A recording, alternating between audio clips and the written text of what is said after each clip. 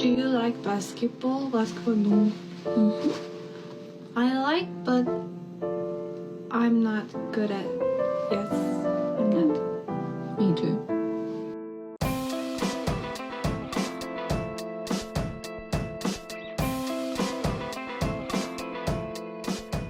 Hello, everybody. Welcome back to 98.8 The Junk.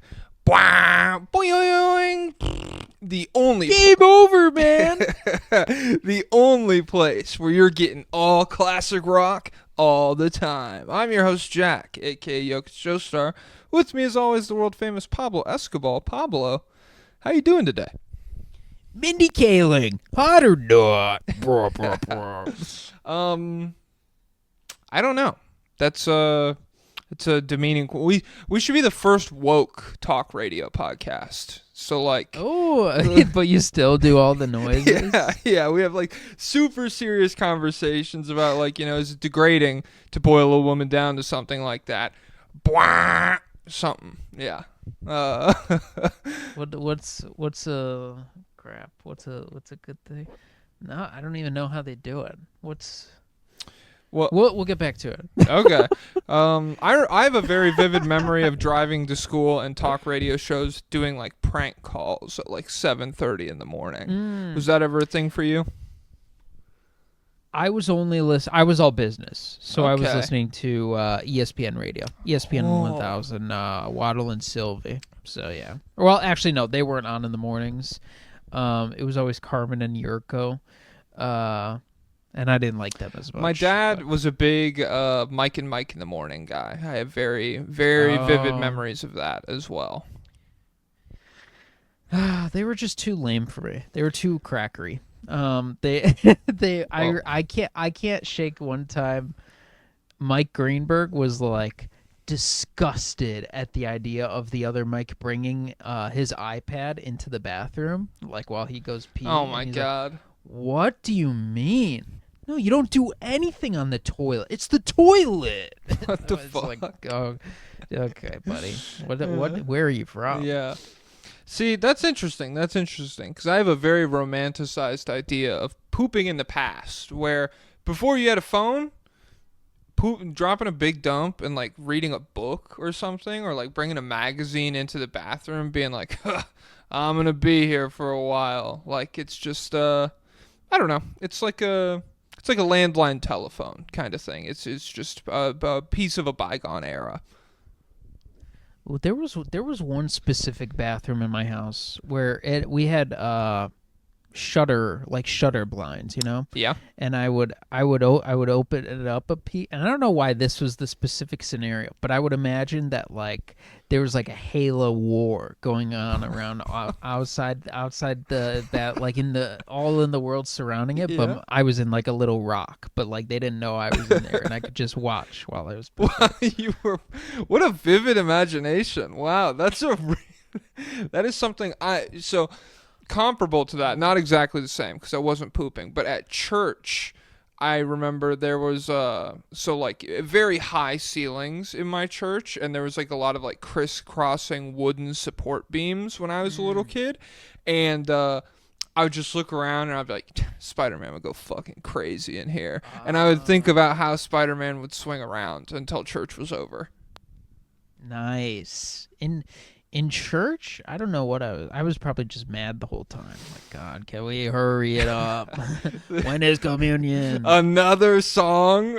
Is that really necessary? Please. Yeah.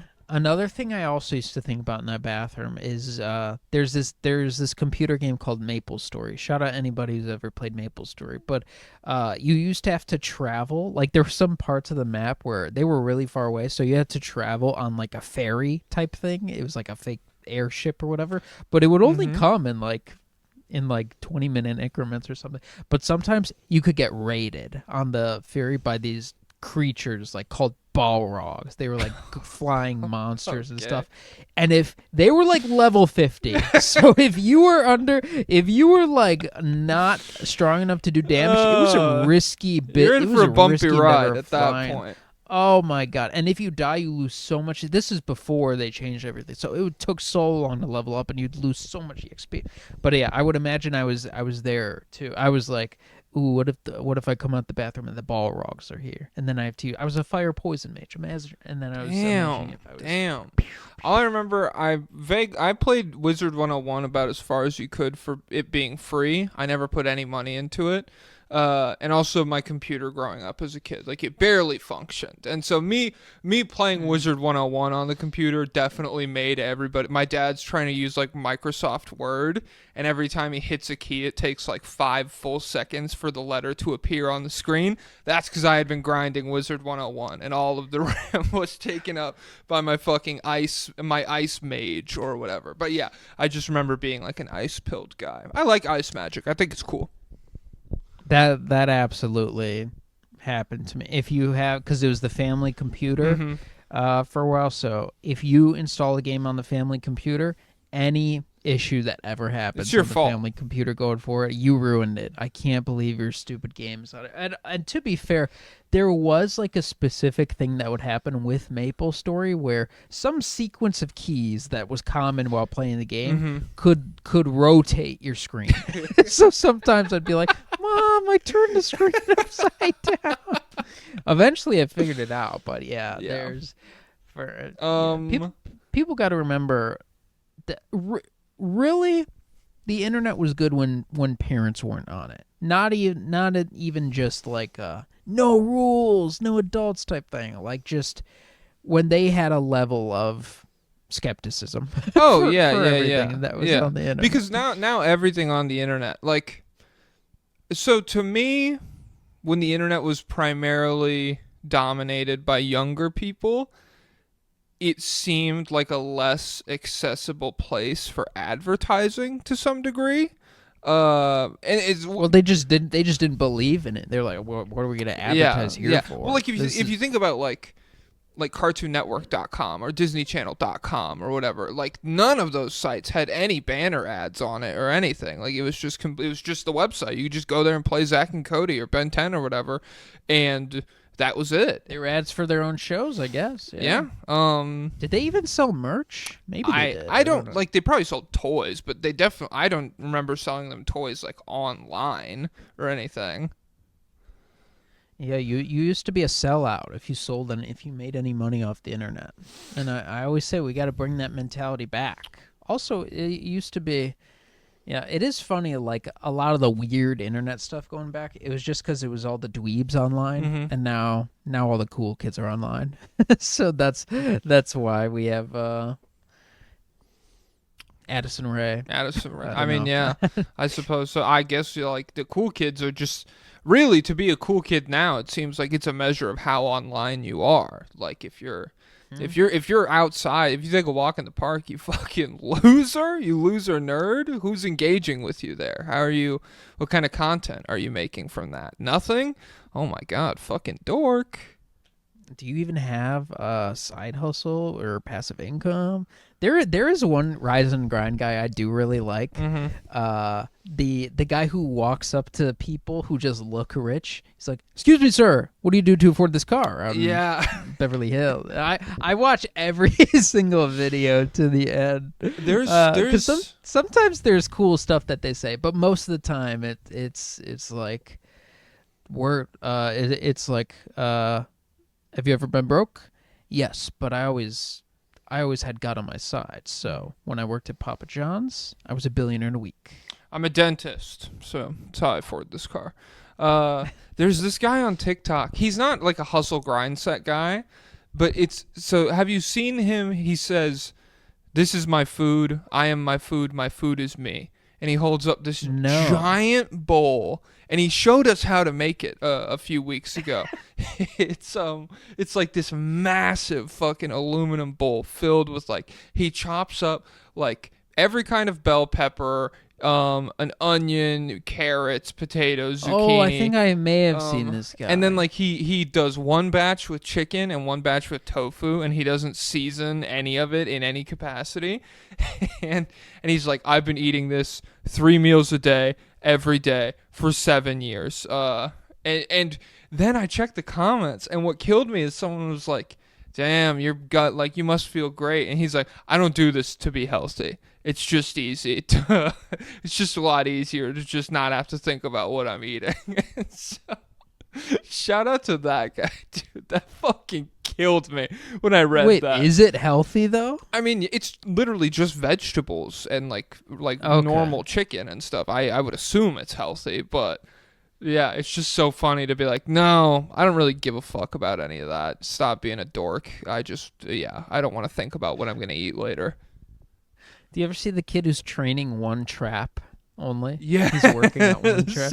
I'm pretty sure he's lying, right? Like he just has scoliosis. He has to be. There's no chance that I wish it was That's- real. That'd be so awesome. If That's it was like a real. thing that would be real in 2015. Like in the age of like Rice Gum and Supreme Patty and everybody, you remember?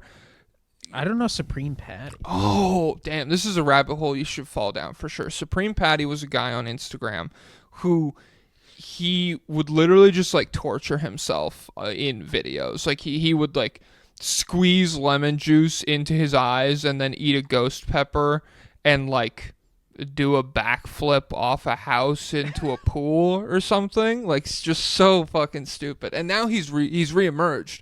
Now he does steroids and he's fucking huge. Oh, okay. Yeah. Like Carrot Top. Yeah, pretty much. And so, yeah, Supreme Pat, but like, yeah, that's very in line with all that other content. Before, like, there was just a moment in time where engagement exploded whenever you did self-exploitative shit, but a lot of people either it didn't occur to them to fake it or they didn't want to like a lot of people were doing self-exploitative shit for real. And so the kid doing one trap right now, I believe that's completely fake, but that seems like something some idiot high schooler would have done in 2015. That's how Mr. Beast started. Remember, he was like reading the entire dictionary or saying every word, or that's the same thing. Okay. He would do challenges like that, or like counting to 100,000. Have you seen? Okay, so this is the last. Have you seen this TikTok guy? And then we'll keep it pushing. This is not good. It's our fucking podcast, losers. But we'll try to make the rest of it entertaining for you. There's this guy who he started with like, let's see how many nerds ropes can hold me, or how many pieces of paper can hold me, and he has like a bar above his door, and he'll like put one nerd rope up, and he'll hold it, and he'll snap it, obviously, and he'll just go through that until he finds out how many can hold him. And that seems very Mr. Beast pilled to me. I've seen people do that with tape, like sprinting through tape. Yeah, But I haven't he seen it was with one the of the nerds first ropes. people to do the sprinting through tape thing, I feel like. Because I saw one recently where a guy did it at like a Venice Beach location and like straight up almost swallowed his own tongue, knocking himself out. But I think he woke up at the end of the video, so he didn't die immediately, at least. He might have died after the fact. I don't know. I saw someone with a last one. Last one. with a crazy take on TikTok. It was nerds related. Okay. They said that one day people are probably not even going to know about the original nerds, the little Yeah. candies, because they're just going to be all cluster pilled. I honestly don't think that's the worst thing in the world. To me, Yeah. nerds candies are like, it's like a very 50s-esque candy. It's like almost Really? it's like a Necco wafer. It's just like, oh, I got this box full of like yummy pebbles, kind of. Which is not to say they're not That's good. cool. I like nerds. I like nerds. It's just that, yeah, I don't know. Clusters and the rope, natural extensions of the thing to me. I like the clusters because it's like the candy that they were selling at Jimmy Neutron. Do you remember that? Yes. I know what Yeah. you're talking about. All right. Let me open my notes app. God damn it. Never stops. notes. Never stops with you people. Okay. When is All-Star Weekend is this weekend, correct? Yes, they play the Rising Stars game tonight. Oh, okay. I wonder if I'll watch it. We'll see. I'll maybe keep it on in the background or something. Timestamps. I'll probably be doing push-ups. 14. I doubt that so seriously. You don't do push-ups. You're not a home workout guy. Thunder. Next question. Thunder 3-1 in their last 4. They beat the Heat, the Pelicans, the Grizzlies. They lost to the Timberwolves. Big comeback in the fourth quarter against the Heat. They entered the fourth quarter down 10 points. Then Shea got to doing Shea Gilgeous-Alexander things, and they were up 10 points by the end of that. Also, Tyler Hero in the torture chamber. Let me out, please, no, let me out. But yeah, Lou Dort was fucking him up. What do you think about the Thunder right now? We have 1, 2, 3, 4, 5 lobbyist requests for them. Let me out. Do you hear me? Do you understand me? Je ne sais quoi? Only speak French here. So there's only 2 teams I didn't write anything down for. It's the Thunder and the Nuggets, but I'm gonna audible something in. So there's a casting call. They need very tall stand-ins for an AT&T commercial in OKC. So they need a stand-in for a Caucasian male, thin build, 7 to 7'1" feet tall. A black male, thin build, 6'5" to 6'6", and a black male, thin build, 6'4" to 6'5". So who are the Chad Holmgren probably? Who are the Shea? Chet, Shea, and J-Dub, I would assume. Huh. I mean, why? This is for AT&T. Why would they mention Wingspan? Yeah. Ooh, is J-Dub gonna get in on the song? I would think. Was that What a Pro Wants? The AT&T. What a Pro Wants. And remember that it was just a cappella, and then they changed it. Yeah. And they added instrumental. What a pro wants, what a pro needs. So yeah, I think if I had to guess, that's probably what it is. Yeah. Okay. So other than that, the pay is $300 for the day, up to 12 hours of filming. Anything over 12 hours will incur overtime. So guys, if you fit the dimensions, head on over to LA. Imagine being 7 feet tall and you're like, oh, sweet, final, like a 7 foot tall actor. That's just got to be. Yeah. You cannot get a role that's doesn't involve you being 7 feet. Yeah. Because how could anyone stand next to you? Well, they'll just need a lot of the Apple boxes on set, you know? Yeah. But then you can't do any Aaron Sorkin walking talking type scenes. Oh, I just looked up what's he up to next, and he's gonna do a January 6th thing. Oh, okay, that's fun, I guess. Fuck. Oh, Aaron Wiggins. That's what I was about to say.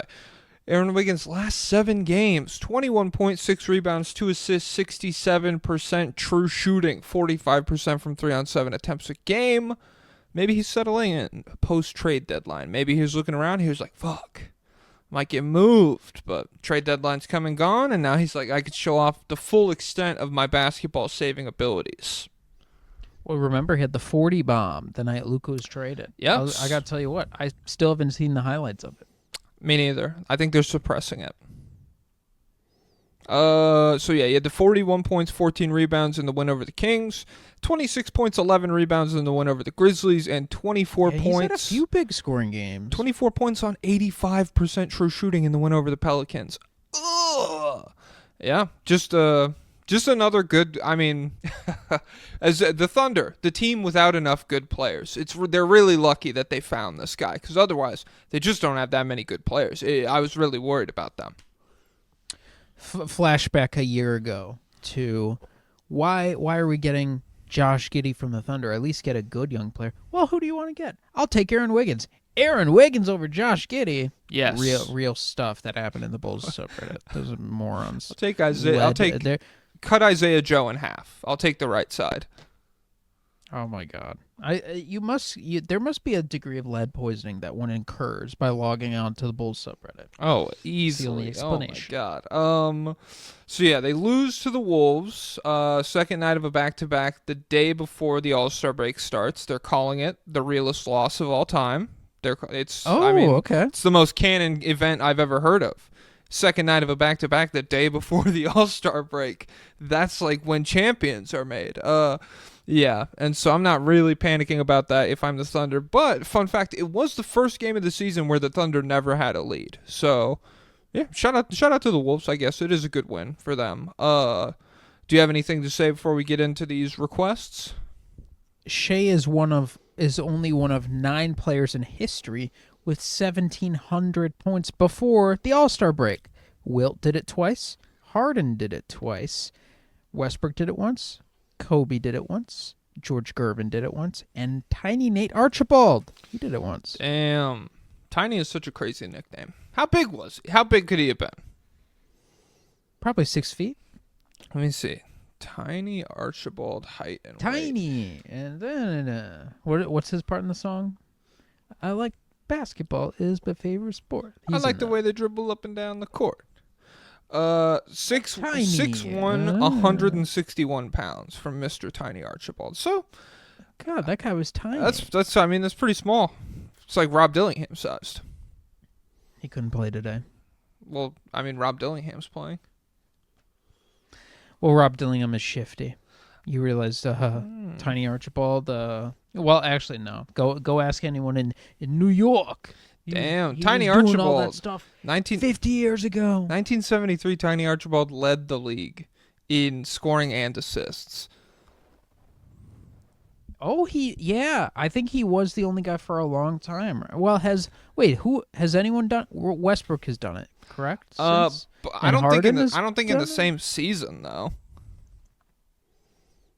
NBA players. No, Westbrook had to have his MVP year. I don't think he led the league in assists his MVP year. I don't think he led the league in scoring his MVP year. Maybe he did. Let's see. What a pro wants, what a pro needs. Yeah, so his MVP year, 10.4 assists was not number 1 in the league. I don't know. I don't have who led right in front of me. Let me look it up. It might have been Harden. I think it probably was. I think Harden was like 29 points and 11 assists that season. Yeah. James Harden, 29 points. Oh, so Trey is only the second one ever To what? Have a scoring and assist title? to lead the NBA. Oh, this is in points and assists, so this is volume. Yeah. Wait, is it volume or per game? I have no idea. Tiny Archibald led it in volume. This has nothing to do with the Thunder. So let's just say Trey did it. Hey, well, Trey's from Oklahoma, and he also did that in Oklahoma. Hey, I think okay. I think he might be the only college basketball player to ever do that. Well, we'll get around to that because, okay, he's a Sooner, right? Boomer Sooner. All right. Derek Corndog says, well, yee-haw. Y'all were asking for the good old cowpoke from the Thunder Posse to be more vocal, so here I am. It's actually quite dang hard to think. Hey, we don't need you to be more vocal. We just need a name. We just need a group name. Well, good thing they wrote. Pack name. There's a full paragraph coming still. So, Okay. So it's actually quite dang hard to think of a good OKC question on account of we're so darn tootin' good at basketball. However, since I was a youngin', I always thought we had one fatal flaw: our logo.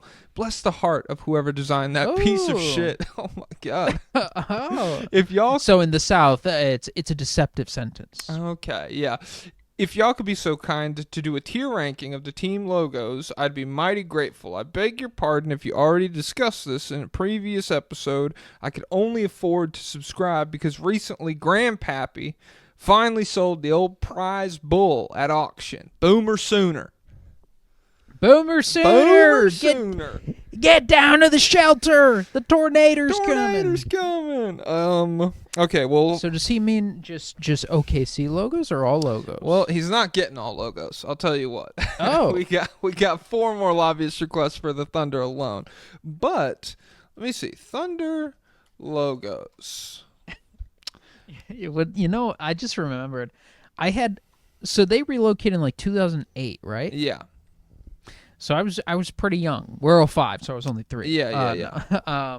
But I remember I didn't know anything about it, so I was just watching Sports Center one day, and they're like, the Thunder, blah, blah, blah. And I was like, what is this? It's a new team? Your team Where did just this dropped. come from? Oh, man. Why are they talking about this like it's normal? Holy shit. Did Seattle get blown up? What's happening? Okay, I so... don't even know how long it took me to realize that was them. Yeah. So the Thunder have had the same logo since they got moved, right? It's this. I think so. It's this weird little shield with a basketball in the back, 2 kind of like crisscrossy lines, and then OKC in a very dramatic slanted font. As far as a cool motif, this does nothing with like lightning or thunder or Oklahoma. Like there's just so many different options you could go, and they really didn't do anything. So I would give this a D, C minus, because it's fine. It looks good.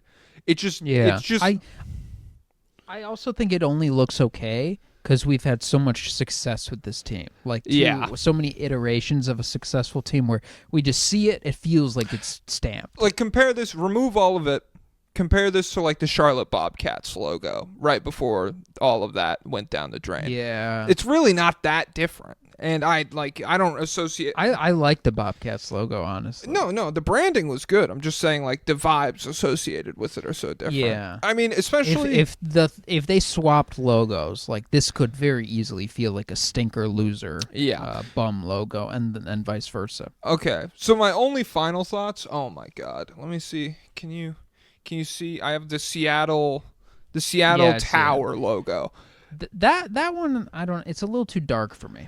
I love the wine and green color scheme, and even so I was just gonna say, coming off of the Sonics branding, Sonics branding is great. Thunder branding is dog shit. It's not good, Yeah. and so like in that contrast, it is pretty frustrating. In a vacuum, there's probably worse, but yeah, the motif of lightning is just so cool, lightning and thunder and all that. To do nothing with it is just super dropping the ball there. So, okay, Ben Wicker says, well, wait, one last thought. A lot of fan-made logos put buffalo in the Thunder logo. I was going to say that. Pretty cool. Yeah, their mascot is I think his name's probably like Thunder the Bison or something. Oh, it's a bison, yeah. Come on, North America doesn't have buffalo. Oh my God. Where are buffalo? I'm not sure exactly what the difference is. I think buffalo want to chill in water more, but that could be completely wrong. I have literally no idea what I'm talking about. I just know. I'll Google where are buffalo. Well, there's like African water buffalo and stuff is what I think they're of. telling me the football team, not the Buffalo Bills. But bison as a motif, especially like the stampede of bison creating thunder. Oh my God. That's so sick. Like both of those routes, so much better than like the weird corporate nothing burger that they kind of ended up going with. Buffaloes are in Africa and Asia. Nice. Yeah, they're majestic. I'm a bison-pilled guy. Bison are one of my favorite animals. I love air bison. Oh my God, one of the best fictional animals of all time. Did you know Appa's fat? Canonically, he's obese. Really? What do they say? I just remember reading that there was like a creator interview where they were like, yeah, for an air bison, Appa's a bit overweight. They're not all that big. That makes sense. He probably got the hookup. Yeah. Okay, so Ben Wicker says OKC Thunder Aaron Wiggins is averaging about 17 and 5 over his last 10 games, extremely efficient, one of the best cutters in the league.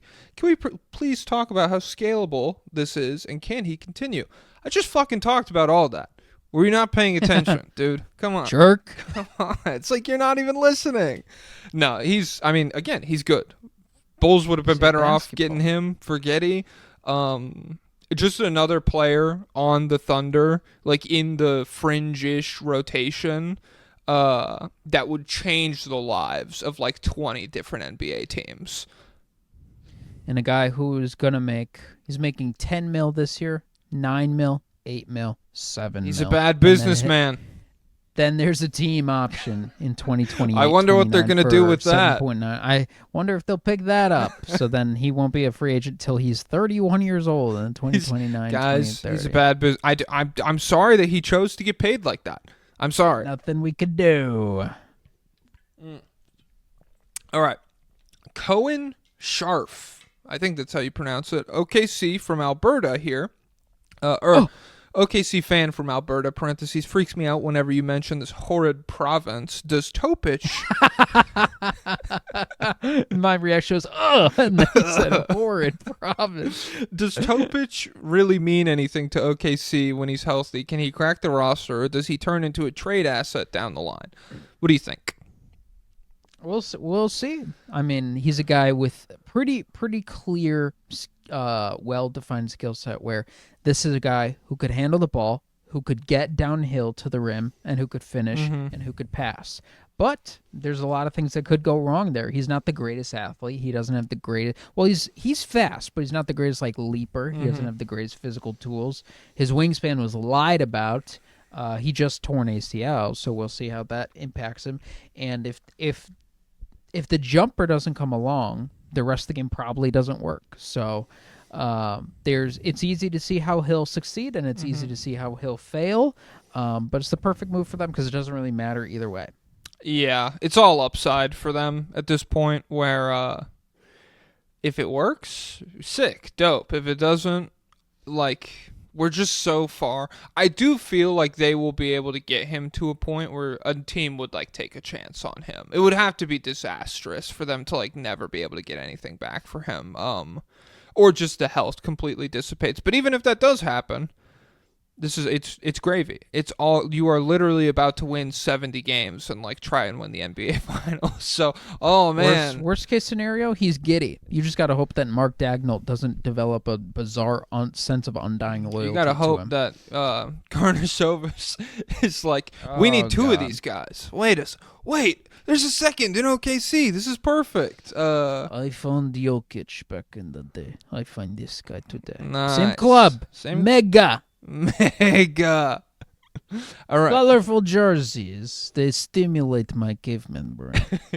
OKC Thread Killer says the Thunder's net rating is currently at or above all-time great levels, at which other teams that achieve similar heights have typically won the championship. Do you think this is a real indicator of dominance, and if so, do you expect it to be sustained through to the end of the season? Even with Chet and Ihart both playing, we still have yet to play a game with our team fully healthy. I was thinking about this today. I was trying to imagine, we've just seen it work through all of these different difficult circumstances. I don't know what could happen outside of Shea getting hurt that it would really, really get fucked up. Because I was thinking about, they have an 8-game lead on the Western Conference right now. Nobody's close to them. And I was thinking about, well, what would Jokic have to do to win the MVP? They would just have to play like shit down the stretch, and I don't really see that happening. They have so many good players. They're so well insulated from getting injuries at pretty much every position that as long as Shea is healthy, they should be able to roll out a team that's really, really good. Well, it would. I think the pathway for them to disappoint would be going cold offensively, because if no one's hitting outside shots, then you could just load up on Shea, and it won't really matter. And then cold offensively, and then getting beat down by size, because they won't have anyone to stop Jokic because nobody does. Yeah. And then there are some teams that are much bigger than them, even with the bigs. The Lakers would give them trouble in terms of Luka and LeBron and all those guys driving. The healthy Mavs, it would not be an easy series for them. If the health thing is obviously this huge question, but if everyone's 100%, that is a difficult matchup. Oh, I just got a disgusting text. What? From the group chat. Yo, new Drake album. Okay. All right. That's literally you. That's you and your friends. That's fun. I'm glad you're a big Drake guy. I didn't know that. There's only one guy who's a Drake guy, and he also loves every single mediocre white quarterback. Jared Goff, Baker Mayfield. And some people will push back. Yeah, he loves Baker. And listen, the NFL guys push back. Tell me those guys are great now. Whatever, buddy. Hey, Baker Mayfield. Theo Ash got in trouble because he said Baker Mayfield was bad this season. I just know the guy that you're talking about. When the video of Baker Mayfield doing the cool dance back in the day came out, that was probably the highlight of that guy. He was like, "Oh my God, this guy's sick." What's it called? I saw a Theo Ash attack video the other day. He's like, Theo Ash doesn't know ball. Here's why. And it was this guy. And ultimately, the disagreement was Theo said that Cooper DeJean's defensive assignment Cooper DeJean is not a safety. Keep going. He said his defensive assignment is guarding whichever side of the field has more space. This guy said no, he just guards the slot receiver no matter what, or the fastest guy. That was the difference. And he was Who gives a fuck? like, and also this guy, he was like a D2 or D3 safety or whatever, or like defensive back. So pretty clearly there was like this little minor technicality, and he's like, no, I play that position. I know that Theo Ash doesn't. He's an idiot. And then in his response videos, the guy followed it up where he's like, Theo's very smart. He knows a lot, but he doesn't know this. I'm like, why did you start off so hostile then? Come on, buddy. You don't have the hate in your heart. I do like, with football, it's interesting. It's interesting how with basketball, even for like a lot of smart people, there is just like more of an air of, you probably won't fully understand everything if you haven't played at a super high level, or are there some things that you won't get? There's at least like that perception of the sport. I'm not even speaking to like whether or not it's true. Whereas with football, nobody thinks that. Everybody is like, no, this guy who played like D2 football and now he's just been a coach for 45 years. He's the smartest football mind on the planet. Like, he knows way more than everyone who's even been on the field in the past 15 years. Yeah. The confidence of basketball fans is incredible. Mm-hmm. There are guys who are like, I don't watch any NBA basketball, but I just know basketball. Yeah, I play yeah. pickup. Well, I play. Or yeah. I was a role player in high school, junior year, varsity. So come on. I made all county. And you think I just know what it takes. Like, there's the difference between me and you. I just see it. You never hear like, there's never the guy telling you, I played high school football, so I don't watch the NFL, but I know the coverages, the defense, the verbiage, and everything. And so, and there's no concept of eye test in the NFL. I feel like, where I guess some people will say they just watch the regular broadcast angle and they make opinions of that, but it's never really like, well, I just feel like that guy's. Yeah. I just feel like he caught that. Yeah. Just in the big moments, I know which guy. Yeah. All right. Noble Ray says OKC question. One last part of that guy's question we didn't answer. Sorry. I don't know the history too well of like the statistical outliers on a team like basis, and so I know that OKC right now. I learned this from Ben Taylor. OKC right now is the best relative defense since like the tracking era. The one before them was the Bucks team that won the championship, so that's a good sign. Yeah. I also know the best relative offense is the Mavs when they had Steve Nash and Dirk, and that they did not win anything. And so I don't know. I don't know if it's like, I know you have to be like top 10 in net rating and probably both offense and defense to do anything, but beyond that, I don't know the historical trends super well. My only take is that I think all of this will sustain through, if you say through the season, if you mean the end of the regular season, like post All-Star break, yes, I think it will. Yeah, like the questions around OKC are almost entirely focused on the possibility of drawing a bad matchup that they might then have to struggle with or something. But as far as like the end of the season, yeah, even if it doesn't sustain it, like, oh, they're literally number one all time. If they wind up like third all time in whatever stat you're talking about, I still think they'll be historically great. So yeah, all right, Noble Rye, OKC question. J-Dub's defensive impact this year has been great, but his offense has struggled at times. He's bigger, but he's slower. Do you think J-Dub's defense this year is worth the trade-off of last season's shot making? Thinking about the playoffs and our need for offense generated outside of Shea. What do you think? I didn't realize he was actually bigger, but he's that fat. does You make didn't know sense. Well, he's always had a massive upper body. Yeah, but now he's like but eating cookies on the bench and stuff. Luca style. Yeah, he's J. They're calling him J-Tub now.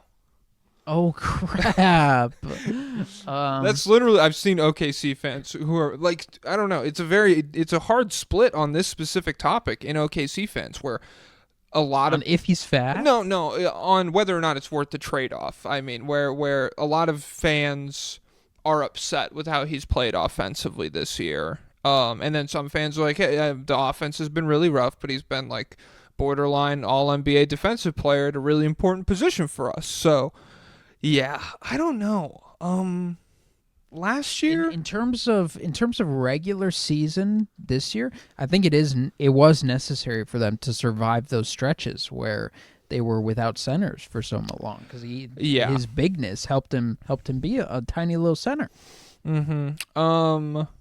Yeah, I do think about this in the postseason setting, offense generated outside of Shea. I was so comfortable with him last season, and he really was not like great in the playoffs. And then this year, he just has not been what he was last year. And a lot of people have been willing to write that off as like, okay, well, when Chet comes back and everything kind of settles back into place, then Dub's offensive load will be lower and the efficiency will go up.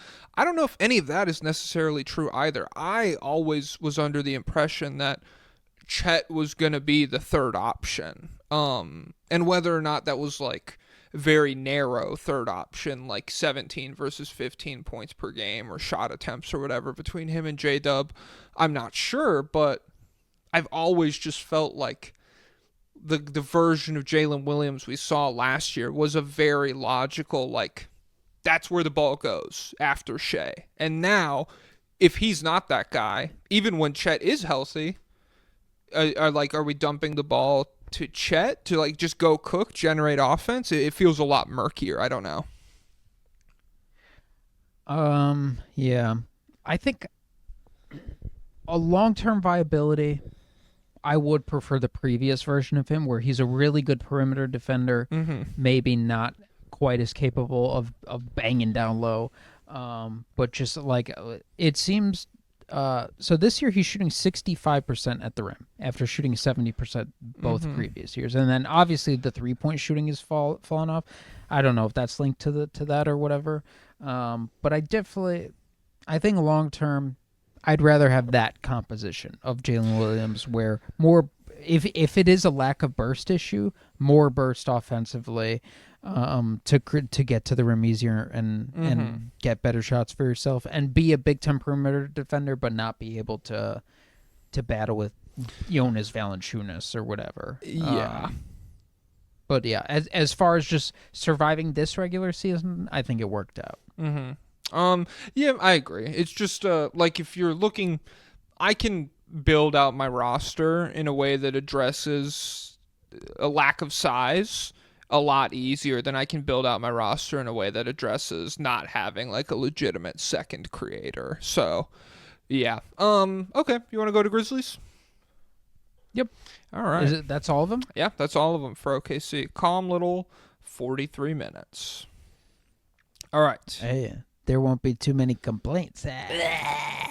Grizzlies 2-2 in their last 4. They beat the Suns and the Raptors. They lost to the Thunder and the Clippers. I really don't have anything written down for them. I said getting stomped by the Thunder is a little frustrating, and at this point it's difficult to feel confident going into a series against them if I'm a Memphis fan. And then we have one request from them. So what do you have? I have something to show you. You might want to fly into Memphis to go to this game, March 1st. Okay. Your camera's frozen if you're showing me. Wait, is that is that an inflatable Desmond Bane? It's Desmond Bane Wrestling Buddy. There's going to be a giveaway March 1st. Wow. First 5,000 fans, Desmond Bane Wrestling Buddy. Yeah, I see it. Thank you. While you speak, I'm just going to let the audience. Okay, yeah, for audio only listeners, this is a inflatable doll of Desmond Bane. And so, Focus. You could do anything you want once you have the inflatable doll, I suppose. It's really up to you. That's what's so great about America is that once you're in the privacy of your own home with your own property, you're allowed to do whatever you want. So wrestling with it, yeah, you could sit it across from you in the kitchen and you could talk to it while you're cooking or whatever, and you could like hang out with him. You could sleep with him at night. Just don't mess with it like they do with the LeBron one. That one is okay to mess with. Don't mess with this one. Oh, okay. Are you defensive of Desmond Bain? I just don't want people putting dynamite in him or something. Hey, I don't know what they'll be putting in him. That's why I'm nervous about this stuff. There's no holes in the doll, I don't think. Hey, Vince will. Hey, there's no holes in the Grizzlies defense either. Now that Vince him. Williams Jr. is back. Yeah, nice. Yeah. He finally came back. I think he's still I think he's played like 15 minutes in like three games. He didn't play in the most recent Clippers game, but yeah, he's finally back. So that'll be a big boost. As far as walking into a series against the Thunder, yeah, I would like to see some more momentum. But the Grizzlies still have so many dudes. But yeah, Ja did struggle a little bit in this. Yeah, if Ja's not going to be Ja, then you have no chance. That's what I'm holding out for. It's cool if Gigi Jackson has a good series or you get Vince Williams back at full power or whatever. But yeah, if Ja isn't going to be like a border. What did Jaren do in this game? I don't think he was like life changing. I've just been more he's shown me more. Where I'm more willing to write off one bad game. It's like, hey, he's having like an All NBA level season, and this is a really good defense. Let me see. Jaren Jackson Can J-Dub guard Edey? Probably. I mean, depends where he catches the ball, I suppose. So. Memphis against the Thunder, Jaren Jackson goes for 19 points, 3 rebounds, 2 assists, and 6 stocks on 50% from the field and 67% from 3. 2 of 3 from 3-point range. So, yeah, just I don't know. A volume issue there, I guess. You want him to take more because Ja Morant takes 19 shots. He goes 6 of 19. For 16 points, and then Bane at 20 points on 61% true shooting. That's not terrible, but yeah, if Ja's not gonna be Ja, then I don't think they really have a shot. Lobby request Red Salt. Why are the Grizzlies determined to disappoint me? What are they missing? What do you think? I don't know. I gotta watch Jimmy more. Butler. I don't know. God, he'd be pretty sick there. He's so nasty in Golden State. Yeah, it would be cool. They should have just pulled the move. But yeah, maybe that is it. I don't know. And maybe it is Vince Williams getting healthy. I don't know. I'll get back to you. I don't know. I can't pin it down yet. I mean, right now, to me, I was so confident. I would still be confident if Jaren Jackson Jr. was playing at this level, and Ja Morant and Desmond Bain were playing at the levels we've seen them hit previously, and the rest of the roster was still this deep and talented, I would feel incredible about that team. To me, it does boil down to the fact that Ja and Bain, whether it's like health or getting used to different people on the floor or whatever, have not been as good as as I expect them to be this season. Haven't really been Ja Morant and Desmond Bain in my mind. And Bain has rebounded recently as far as like 3-point shooting goes, but he was genuinely like buff Klay Thompson there for a little while. And so to lose that, it's just yeah, to me, that's what they're missing. Like, I feel like their top end talent hasn't been good enough to really feel comfortable going into a playoff setting where top end talent often matters a lot more than depth does. And I wonder if it seems the offense is gradually falling a little bit in the stand. I wonder if teams are getting more film on the wheel and they're figuring out how to deal with it better. I don't know, but yeah, no concrete thoughts yet. No concrete thoughts. No brutalist thoughts around here. I saw someone went to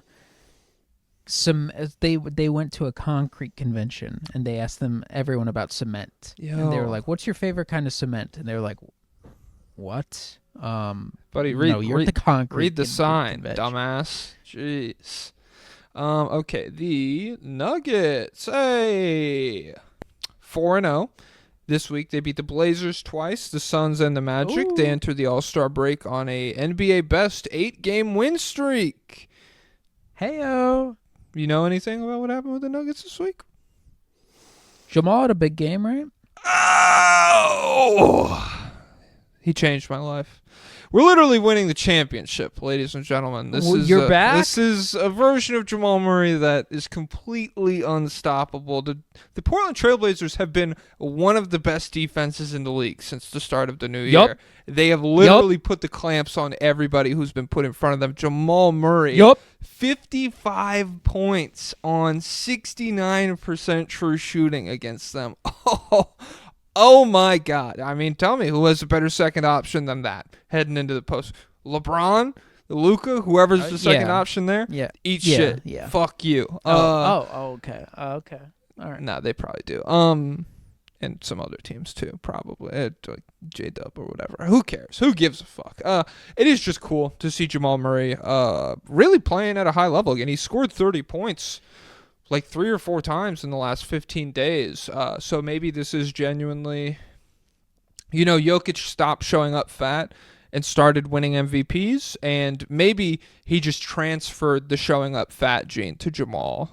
And so now like from February forward, Jamal Murray will just be one of the best guards in the league or whatever. We just got to make it through the slog that is the first half of the season. When is the last time Jokic was fat? Before the bubble. Yeah, it's been a long time at this point. I opened up the Nuggets subreddit. There's someone made a compilation, Methodical Floor General, Jalen Pickett, and it's a mix of all of Jalen Pickett's best passes. A lot of these are coming in the fourth quarter in like a 30-point. Are the games? I was gonna say, are the games close? Oh man, it's either out of reach in the fourth or just like the beginning of the second quarter. Yeah. Pretty epic. I don't know. He's not terrible. It's just difficult to justify having a guy that size out there if they're not going to, I don't know, shoot the ball really well. But his 3-point shot has come around a little bit. So yeah, what else did I write down? Zeke Naji. Is he still life-changing defense? Last time we talked, he shut down Paolo Banchero. Defensively, I don't remember exactly. I'm pretty sure Portland scored like 125 points in the second game. Well, that's just a great team. It's just a great team. That's one of the best teams in the league since January. But he did have 16 points on good efficiency and everything. So looking more and more like we actually have a couple obvious requests that deal with this exact thing. One last thing, Julian Strother, Rising All-Star or Rising Stars challenge. Well, he's rising too and all. We have a lobbyist request about that too. Okay. Okay, so Adam Boudra says, why are the Nuggets obsessed with playing 4s at backup 5 and being surprised when they suck? This is about the Zeke freak, by the way. To be honest, I have no idea. Maybe you sometimes want your power forward to be able to like shoot or something to some degree, but fuck it, whatever, baby. We're just thugging it out there, and yeah, I don't know. Zeke was so bad for so long that any glimmer of hope is just like, holy shit, this guy can play basketball. So that's sick. And then Asher Rubin says, does Julian Strother have an all-star ceiling? I'm seeing way more flashes out of him than in the past few months. All-star weekend ceiling? Yup. You just hit it. Yup. I think we have a few more of these. We've gotten a number of lobbyist requests I saw while I was copying and pasting. That's just such a fan of the team type question. It's like Strother, man. The sky's Could the he be limit. the guy? The sky's the limit with this. I mean, you remember when Jokic was first around, right? He was a nobody. Nobody believed in him, and so I just see a lot of that with Strother too. Some of his hot hand, don't get me wrong, the selection's a little crazy, but I love the confidence, and so that's where your ceiling really lies, in how confident you are. You set your own ceiling. What do you have any other thoughts on Julian Strother? Nope. Mile High Cloud says, "Oh my God, you guys, we got it right way briefer." That could be a weird. That might be a weird reference. Briefer questions. Okay. Coming off of Jamal Murray's electric 55-point performance, now the most ever. Most points ever scored by a Canadian. Wait, is he about to say that? Yeah. Did you write this comment? No. Damn. Wait, what's the username? Mile High Cloud. You're a stoner? I didn't know that. Yeah. Little known fact. Pablo, before every episode, he has a giant bong just off screen that I don't know. It's Arturus Carnosaurus' head, and there's smoke coming out of it. And he's like, yeah. You're like one. That's like a demon ritual. Yeah, you're one of those weird, like, Okay. scary potheads. Oh. Well, Kevin Durant gets high before every game, right? So Okay. I actually am trying out the method. I'm high now. The fuck? Yeah, me too. Me too. I am too. Me too. I crushed up a bunch of Percocets and put them in the blunt before this, and so I was in a friggin' alleyway like all night last night. yeah, baby. I thought it was coke. Turns out it was meth. I'm freaking out right now. Somebody help. I saw like 4 rats. Passing. They were wild, not even pets. Shut the fuck up. I'm trying to read this fucking novel that somebody left you're us. trying to read? Oh, by the way, did you see that Australian guy who's getting canceled? And he's like, I've never read a book. No, what the hell? Oh, wait. Yeah, I muted him, guys. Okay. Nuggets coming off Jamal Murray's electric 55-point game. Now the most ever by a Canadian, passing SGA's season high of 54 points. Good overall play from the Nuggets. I believe it's fair to say they are the second best contender out west. With that in mind, what specific factors do you think would need to take place in a hypothetical Denver OKC series for the Nuggets to win? Obviously, the Nuggets need to be all-time efficiency, and we need to get a good 25 from Jamal Murray like in 2023. But what else stands out as an X factor in that series, especially related to OKC? I've not got to watch many of their games this year, but I know they are a death squad, especially on defense. And I'm curious to know if there is an Achilles heel to watch out for. Thank you, gents. Oh my God. No, I don't think there is one. I think the Thunder would win. Regular Jokic, vintage Jamal Murray, everyone else making 3-pointers. I think it would and need then, to be like on the flip side, no 3-pointers made for OKC. Everyone struggling. Would need to be a just complete dog shit offensive series from Caruso into like borderline unplayable offensive series from Caruso, which is so hard because even when he doesn't shoot well, he does like some stuff enough to justify being out there with defense. Then yeah, just awful 3-point shooting. Another so J-Dub regressed from great offensively to like last postseason. This year we need him to regress from to like holy fuck, this is not good. Yeah. Then even then it would be so difficult. It would have to be like one of the best series Jamal Murray has ever played outside of the bubble, cuz I mean, it's just such. You want to talk about a death squad? Like for any guard that plays them, dude.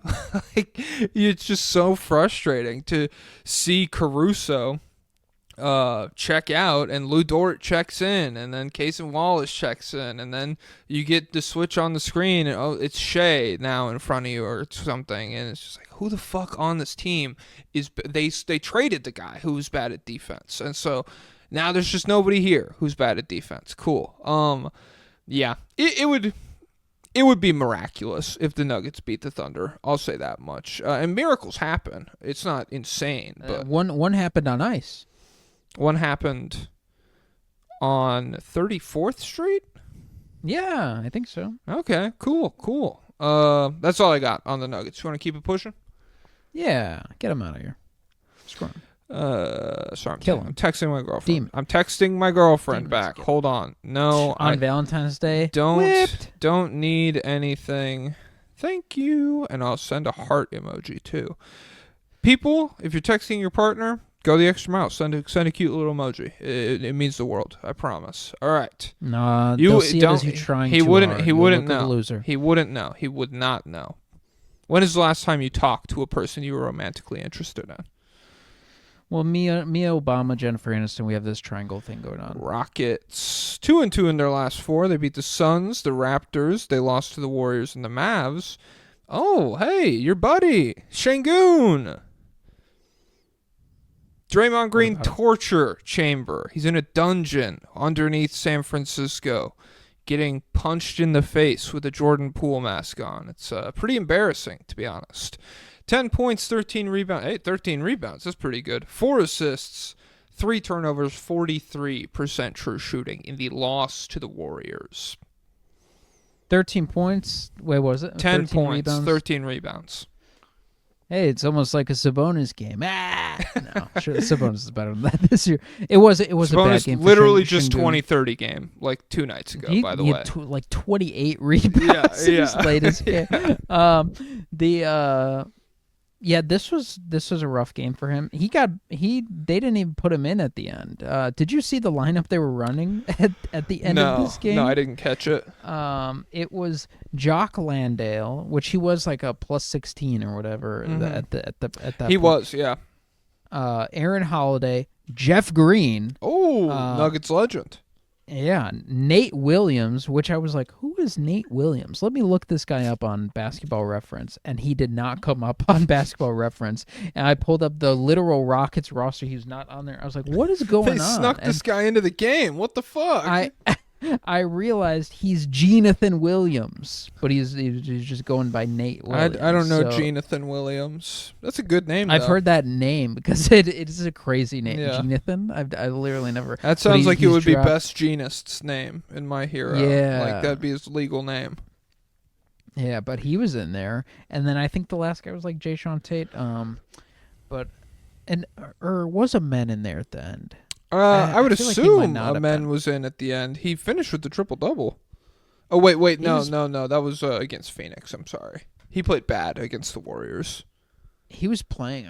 Yeah. So I think he may just benched everyone. Yeah. And Fred is out, and who else is out? I think Tari out or no? I don't know. But it was an ugly showing for the Houston Rockets. Draymond it's a nightmare matchup for Şengün. It's like really He's the greatest defensive player of our generation. I mean, until hey, is Wemby next gen? Then is that what you're implying? Yeah. Well, yeah. When do you want to cross the lines? I don't know. I guess whenever Draymond to Wemby happens. But yeah, it's just a tough matchup for him between, like, for the same reasons it was a tough matchup for Sabonis. Like, just really, really strong, really smart, doesn't ever bite on fakes, and knows that you can't shoot. And so it's like, oh, I'm just gonna not guard that shit, bro. Yeah. I feel like that's still like a huge inefficiency in the NBA. It's just like, don't guard people who cannot shoot. I know, and you would think. You would think the Ben Simmons thing would make it explode. How, like, they would realize that, like, hey, we are 30 feet off of Ben Simmons right now, and we're not paying the price at all. Yeah, like, there's just there's no reason to be guarding a lot of these people, but just sag off them, boys. yeah. Although Şengün will still get you with the pump fake. Yeah, that's the thing. You sag off. You're like take it. Oh fuck, damn it. He got me, son of a bitch.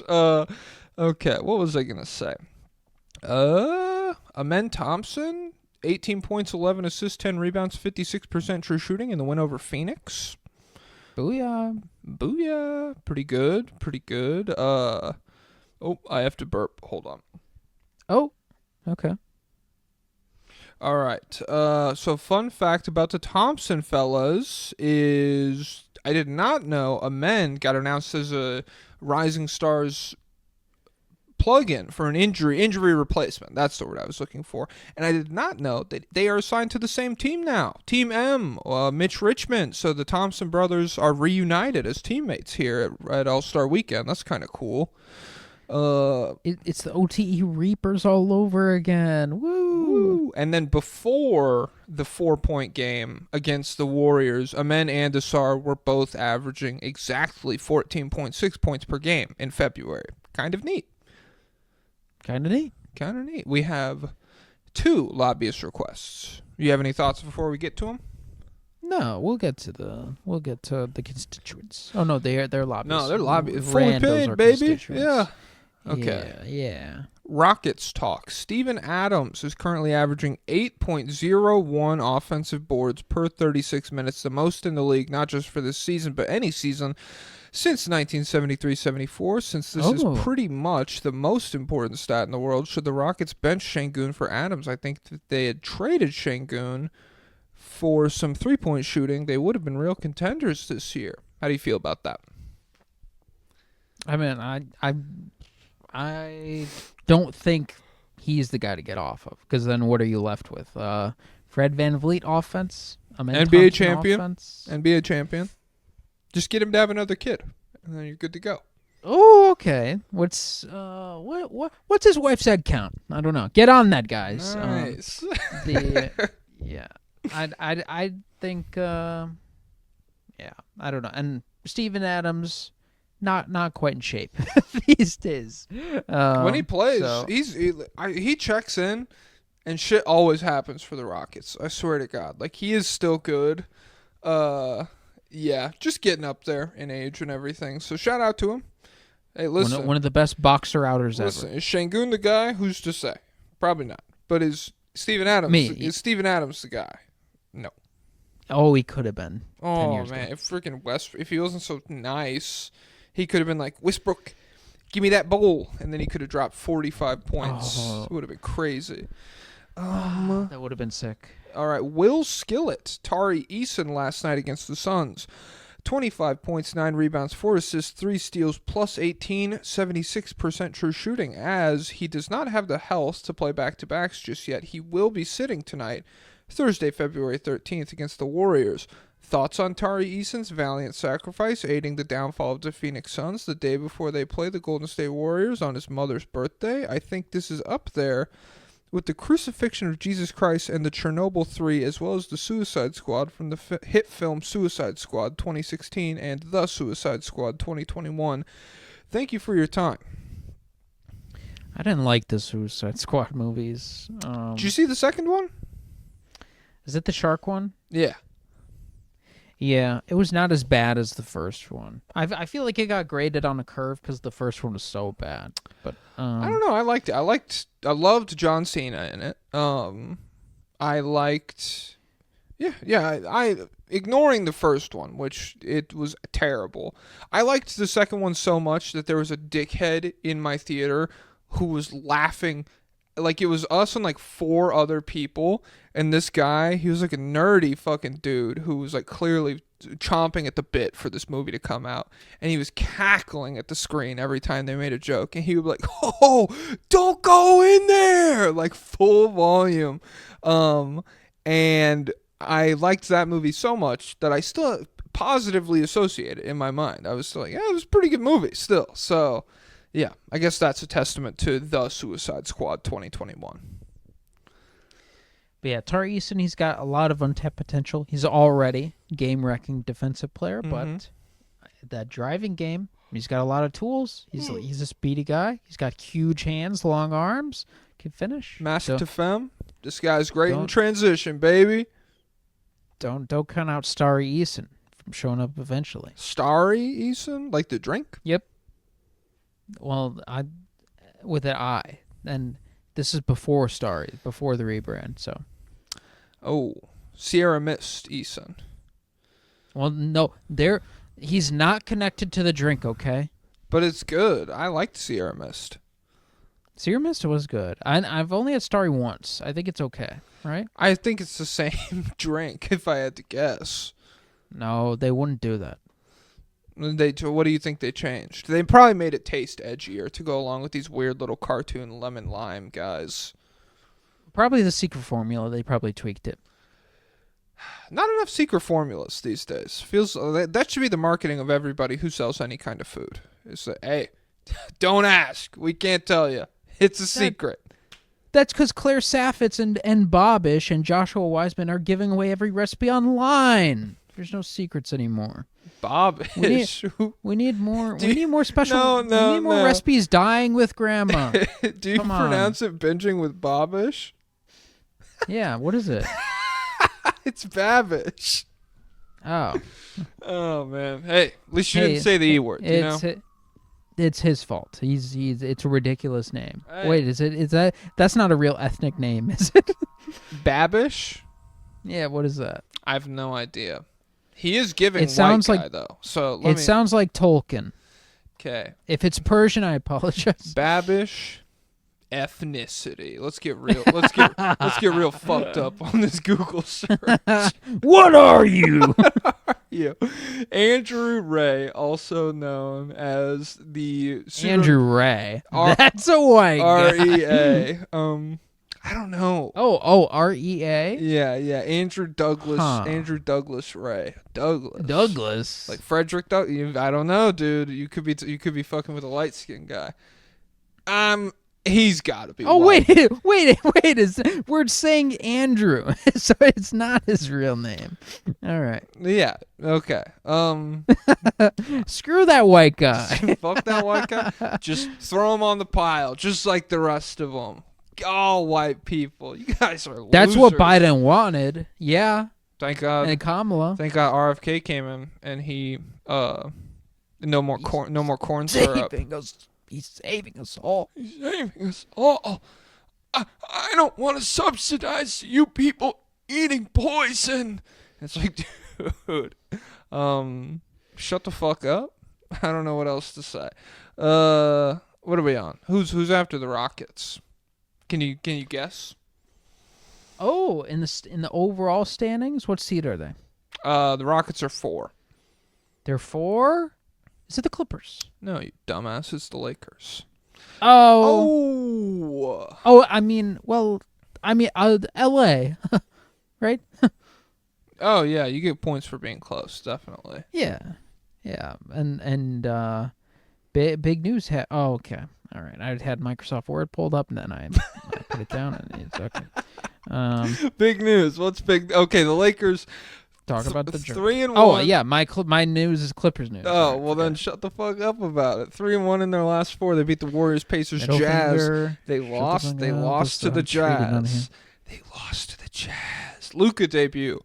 Everything is sunshine and roses. Kind of. I mean, some like obviously they're gonna be a good team. Obviously Luka's, shedding some water weight, but not obvious to everyone. Fat monster slob, and the on-off numbers. They say he's not good. He's not as good. Okay. Well, the on-offs never lie. That's true.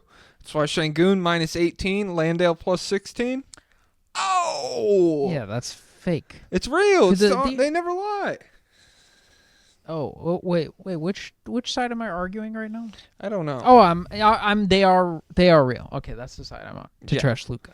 Okay. So yeah, the defense can be horrific. Just a car crash. They give up 131 points to the Utah Jazz, who are currently the league's 20th ranked offense. Utah. Okay, they hit framing. They didn't give it up. The Jazz took it.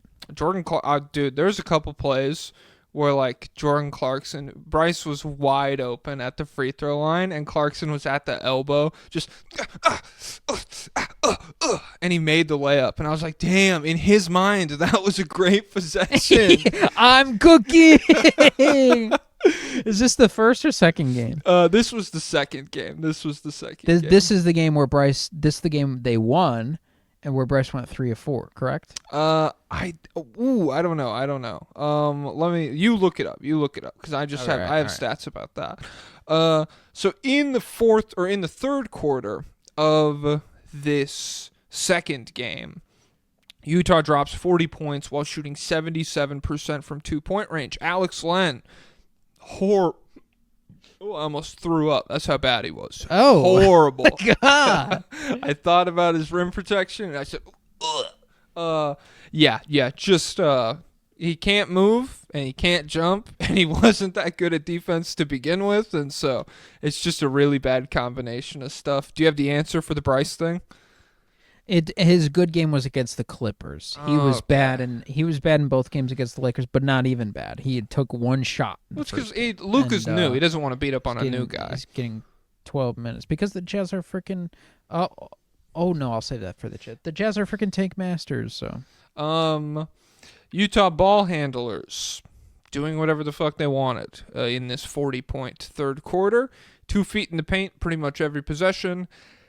It's scary to... I just don't know if you can play like a livable level of defense with this few athletes. There's like this rotation. Reeves, pretty bad athlete. Luka, pretty bad athlete. LeBron, athletic when he turns it on or whatever, but there's a serious degree of wishy-washiness. Jackson Hayes, athletic, but doesn't really use it to like make plays or anything. Vanderbilt, athletic. He's a good athlete. Hachimura's a good athlete. And then like Gabe Vincent, Alex Len, you start looking down the rest of the roster, it's just not that many guys who can make big, defensive recoveries or rotations. Who can Dorian Finney-Smith. Oh, he's a solid athlete. I forgot to bring him up. Sorry. But yeah, that's what I'm worried about right now. The same thing I was worried about when I looked at this roster before was the defense. So how viable do you think a small ball lineup would be for them in the playoffs? So Reeves, Luka, LeBron, Rui, Dorian Finney-Smith. I think viability, I think they could beat a lot of teams with that. I do find it hilarious that we've spent all this time being like, Anthony Davis, take the reins from LeBron, be the guy, let him take a break, let him coast a little bit, and then this move happens and nothing really changes. It just pivots to like, all right, LeBron, you got to guard like 30 pounds above your weight class. Like, you have to guard bigs all the fucking time. You gotta play the 5. Yeah. He's been complaining about the 5. You're the 5 You're now, buddy. playing the 5, old man. And so I think viability, do you beat the Thunder with that? No, probably not. Well, definitely not, because the whole thing with the Thunder is you want to be like size. Like, if you want to go small ball against Oklahoma City, I feel like they'd be happy to do that. But that lineup is big, like, for compared to the Thunder, because like 6'9" LeBron, 6'8" Rui, 6'8" Luka, 6'9" Dorian Finney-Smith. Like, the only small one is Austin Reeves, who's like 6'5". Yes, but like, so I think that is real size offensively. Defensively, obviously, they don't play up to their. I don't even feel like not the a super physically imposing group. The size thing against OKC, like, it worries me in like a rebounding sense or whatever. But I don't really view any of those size differences as like giving up like a massive rebounding advantage to me. Like, I don't think any of those guys are like game-changing rebounders, and so at that, like, obviously, Luka's going to be able to move Lou Dort or whatever to the extent that he did in their matchup last year. And if he's 100%, if he has both calves or whatever this time, then yeah, maybe even more. Maybe he'll look like normal Luka. And LeBron will be able to body J-Dub a fair amount. I just don't... Yeah, I wouldn't like them in a matchup against OKC. That small ball lineup, I wouldn't love it in a matchup against Denver or Dallas, but Dallas, at least, like, then you're starting to get into, I do like LeBron and Luka kind of going at their perimeter guys a little bit more, or at least getting switched on to bigs that they could more easily attack outside of like AD. I think if Luka gets like Lively switched on to him, he'd be able to create something. How do you feel about it? I like the size, not in rebounding. Well, they are good. They're fine rebounders. Yeah, I'm not like worried about it. I'm just saying, when I think about like size advantage against the Thunder, that's where my brain goes. They wouldn't get like fucked up as a small ball rebounding team, the Lakers. I think about it in terms just in pure slashing. Like, they don't have someone who's like, LeBron is way bigger than whoever's going to be guarding him. Same with Luka. Like, those two guys, I don't know how much trouble. Maybe LeBron's age will show, but if he was in a series against them, I think that'd be problem. And it would present problems specifically if they're playing on like opposite sides of the floor and they're able to just flip the floor in a second with a skip pass and then someone's attacking off of that. Those like open lanes being filled by like six. Rui's decent at that. Having LeBron or Luka attacking off the catch and then just like biggish guys around the rim. I think that could be a really, really good offense. Like, I think that could produce at super duper high levels offensively. Defensively, definitely going to be tough. You would need 100% motor from LeBron. You would need Rui to be guarding fives on ball and not get killed. You need, and then you would need like some of the best defense that Luka and Reeves have ever played. Also, yeah, and Reeves, like Luka's at least big. Reeves, there's not too much going for him on the defensive end, even though he is 6'5", but still. But with the personnel, I think that lineup will be interesting, but I don't know how much of a game changer it'll be. I don't know. With the personnel they have on the roster, that's definitely an avenue they'll have to explore. And looking at looking at how Alex Len looked in this fucking Jazz, like that lineup will probably be one of the better options. I just like. Yeah, I don't know. In the immediate aftermath of this Luka trade, a lot of the buzz was like, LeBron has a real chance to win another ring. And while I think that's true, if they make some adjustments in the offseason, in the aftermath of, not picking up Mark Williams, which I don't even know if that would have solved everything, there's just the front court. It seems like if they won a title with this front court rotation, that would be one of the greatest accomplishments of all time. Well, I'd figure out a way to knock it down. But yeah, as of right now, I think it's not going to happen. So I feel confident. Yeah, that would be. But I'll figure out ways to knock it down more as we get closer. Because fake ring, you had Luka. fake trade. Okay. Rigged trade to win a ring. Yeah. Mickey Mouse League. They're in a civil court to figure out the Mark Williams thing right now. Oh yeah. No, take him. You said, and so you have to. Okay, we shook hands. Dalton Connect. What if he gets PTSD from this too? Because he didn't play after he came back. He's like, I'm thinking over things. I saw the funniest comment because that thing did come out where Connect went to Reddick and he was like, I just need some time to process everything. Yeah. And someone at first comment I saw, shut the fuck up and play ball, bro. Fucking killed me. Yeah, I don't know. That's I would be pissed if I lived in LA and I got shipped to Charlotte. That would not be. Yeah. Whoa. Luka's coming here. Oh, sweet! I'm literally like an off-ball shooter. I'm a shooter. This is great. I'm gonna get past from him and LeBron. Oh my! Is that Ben Stiller in the crowd? No, I mean, are you in New York? Oh, well, yeah. Who goes to L.A.? Is that Kim Kardashian? Is that Pete Davidson without tattoos? Oh yeah, because he's an adult now.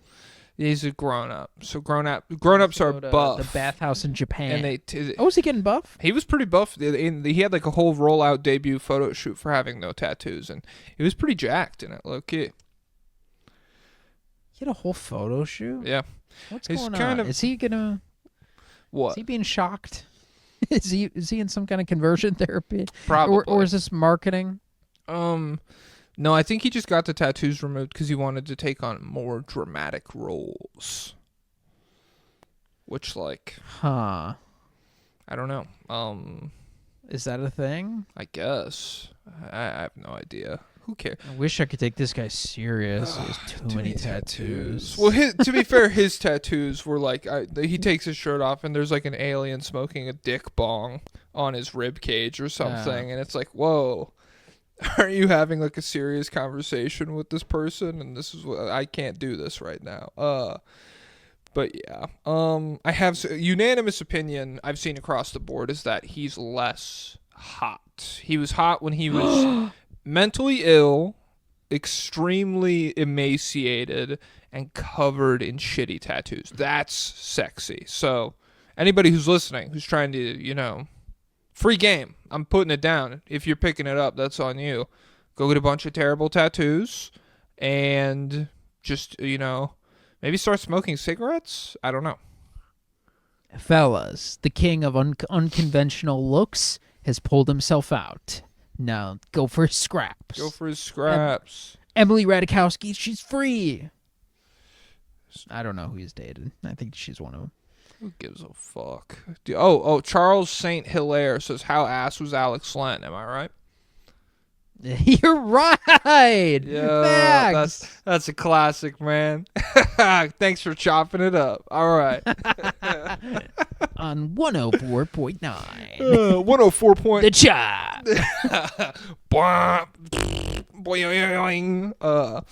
The Clippers? You want to do Clippers?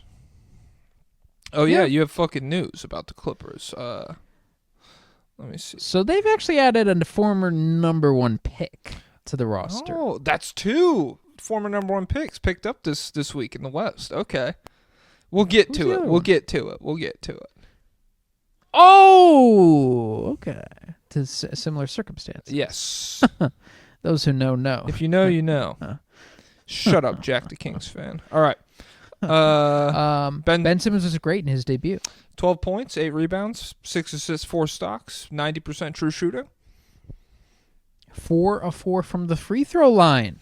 What a guy. So yeah, it came like in the dunker spot, and it came just on the perimeter where just connecting swing passes and stuff. But yeah, he looks spry, and he had a couple like finishes through contact. It was cool. Yeah, he has a couple where there's a couple plays in that game where he drives with real bursts, and I'm like, whoa, this guy still moves crazy for a guy his size. Still got it. Oh man, with a guy with no back. No back, literally no back. That's crazy. He's all front. No bunda. Yeah, he's all front. And they're like, what numbers do you want on the back of your jersey? And he was like, seriously, guys? Seriously? I'm all front. You You guys ever walk in? You ever walk in a 360 around him? It's trippy. It's crazy. It's like the an Mona optical Lisa illusion. Stays with you. Yeah. I don't have anything written down. We have no lobbyist requests for them. So he played well against the Jazz. And Harden. Oh wait, yeah, him and Harden and Powell played incredible last night. Let me look up what they had real quick. Kawhi had a big game. Who cares? Who cares about that guy? The fug? The fuck? The fug? It's Kawhi, dude. Okay, Norm Powell. He played. Nah, you go. Yeah, we'll take Kawhi first. We'll let him have first. Kawhi played season high 34 minutes against the Grizzlies, dropped 25, 5, and 4 in a W. They had no jaw, but he had 2 stinkers before that. Okay. Norm Powell, 41 points on 65% true shooting. James Harden, 32, 10, 7, 3, and 2 on 63% true shooting. God damn. These guys are good. These guys are pretty good. It's the best defense Terrence Mann's ever played on. And he hasn't played with Ben Simmons. Yeah, so think about that, dude. So take that for data. Take that for Glada. Take that for Matt. I don't know. We're shopping it. We're workshopping. Yeah, the guys, comment down below what we should take it for. Take it for the 128. The motherfucking Wolves, baby. Okay, 2-2 in their last 4. Beat the Thunder, beat the Blazers, lost to the Bucks, lost to the Cavs. Good win over the Thunder with a good showcase of their depth. Are you Terrence Shannon Jr. pilled at all? I don't know. He's been around so long. And he was like a 4-year college player. Honestly, yeah. Those guys never pan out in the NBA. Those guys never have role player careers in the NBA. But he was a guy who was like, he could be a one and done. Should he come out? No, come out. Sophomore year, but he also did have the fake accusation, which derailed him. But he's an interesting guy as far as athleticism, and I saw a lot of Timberwolves fans glazing his rebounding. But as I don't know how much he's going to be besides like a bench rotation guy. But yeah, the Timberwolves they lost to the Bucks without Giannis and Dame. Oh yeah, I tweeted They had out. they had no Randall, DiVincenzo, and Conley, but still. I tweeted out. Bucks are running a Kevin Porter Jr., Bobby Portis, Kyle Kuzma lineup right now, and then that lineup won them the game, and I was like, oh my god, it's just everything I know. Everything I know about it's just turned upside down. I think Gary Trent was their leading scorer off the bench. But Kevin Porter Jr., evil prevailed. He had like 7 points, 3 assists. He was playing like shit through the first 3 quarters, and then in the fourth he started going off. And I saw someone tweet, "Yeah, yo, he could beat his grandma if he plays like this." And I was like, "Yo, you are God. a terrible person." What was the stats? Oh, it was like 12. He finished with like 12 and 3, and he was a minus 12 overall in the game, but he was a +1 in the fourth quarter. So yeah, hey, you sold your soul for that. I'm sure that'll maintain, guys. I pray that your grandma's already dead, buddy. Yeah. And then they lost to Cleveland despite Ant's 44. What the heck? What the heck? If you score 40, you should win.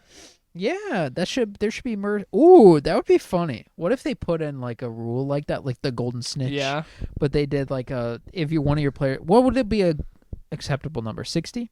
If you automatically no, it would need to be really rare, like 70.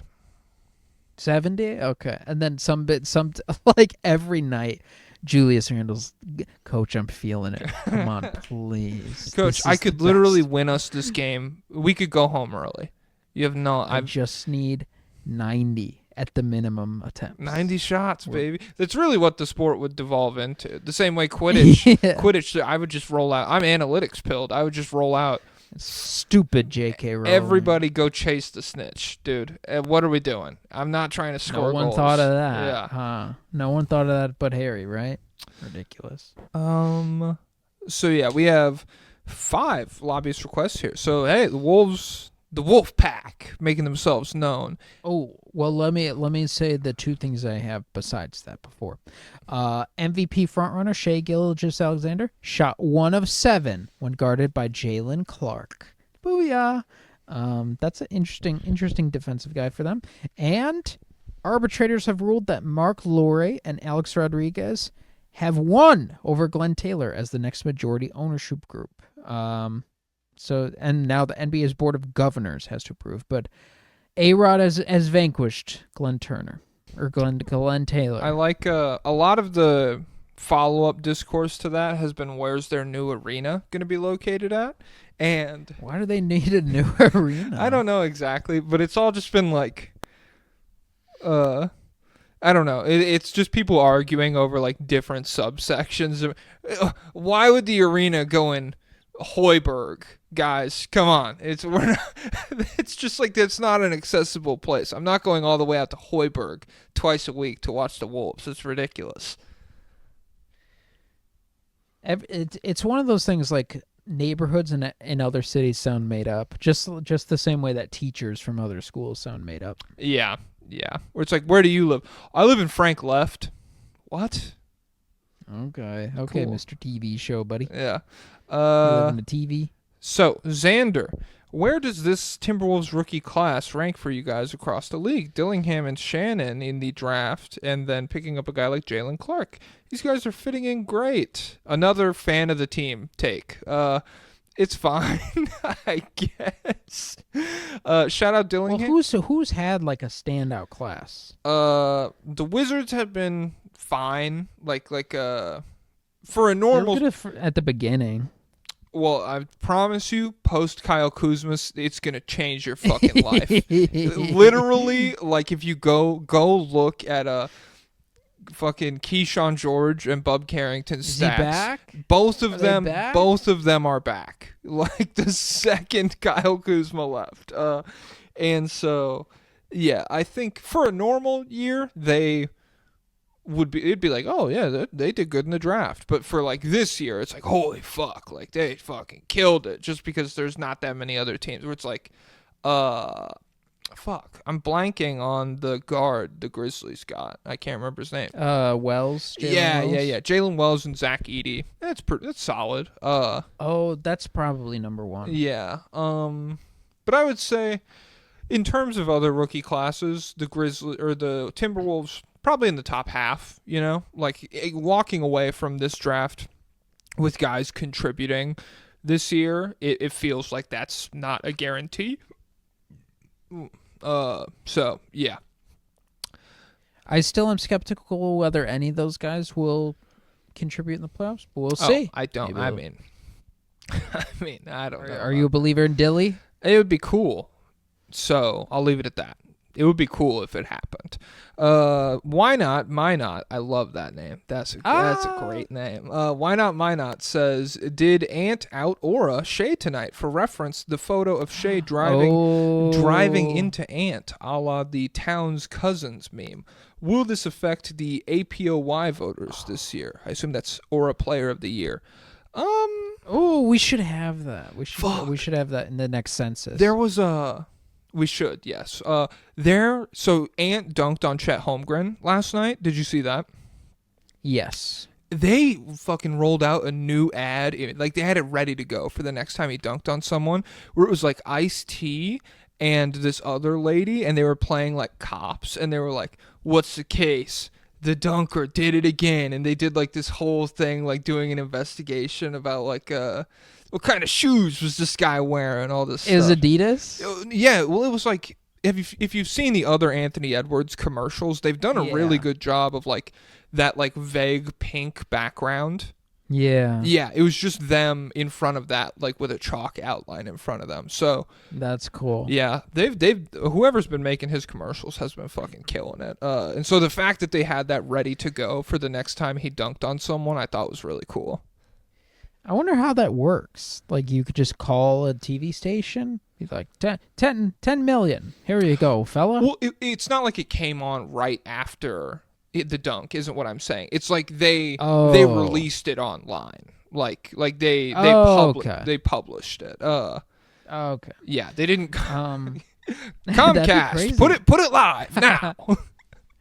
I'll have to put it right after the game. I don't care. I don't care about Shabu. I don't know. Or what is it? What is that thing called? ShamWow. ShamWow. Okay, nice.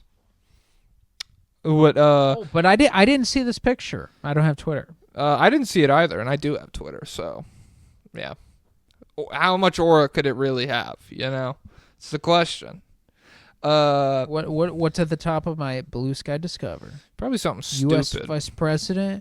U.S. Vice President J.D. Vance met with far-right German leader Alice Weidel on Friday, marking the highest level engagement between a U.S. official and the Alternative for Germany party, the AfD. Cool. The world's getting better. JCRRR13 says... Better for some people. Shut the fuck. I'm trying to read. Please.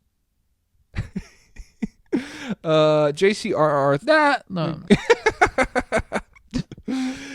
Please discuss the Wolves bench and third string tearing into OKC, preventing the Thunder from taking any leads in a game for the first time this season. Was it a fluke, with Chet still getting back up to speed and OKC coming off a hard-fought win the previous night while on the road? Was it proof that the Wolves' young rotation guys share enough talent to solidify around the main crew and build a winning dynasty, or was it just a glaring sign that this team needs to move off Rudy, DPO-wise, be damned?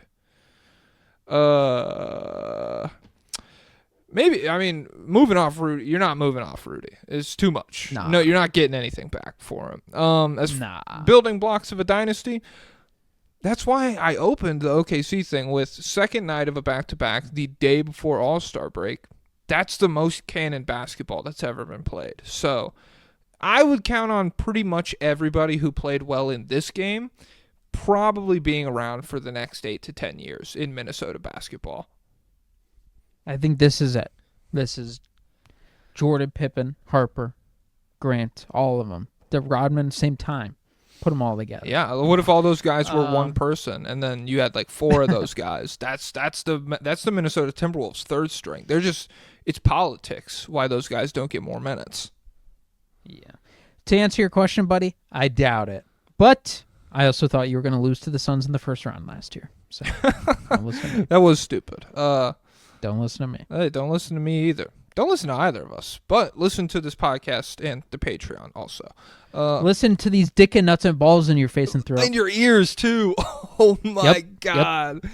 Yeah, we fucking got you guys. It's pretty embarrassing. I'm not going to lie. Andrew says 2 words, Nas Reed, but also looking in Jalen Clark since he's been in rotation. I mean, he's been fine.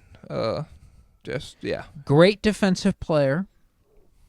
Not much going on offensively. Jalen Shark. He's eating all the opponent's dribbles. Okay. Don't put blood on the court. He's attracted to it. Whoa. Okay. Because of the shark factor. You know? Yeah.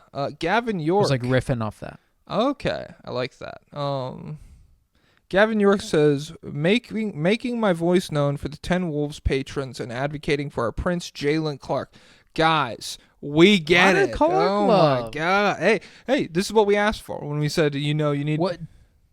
Yeah, Timberwolves fans, come up with a lobby. Everyone needs to come up with a lobby name. So it's the OKC Posse is what we got. That's what that guy said. Well, we made that. Is he okay with OKC I swear it fans? said. I swear it said from the Thunder Posse to be more vocal. So here I am. That's what he said in his thing. But we made that name up. Remember?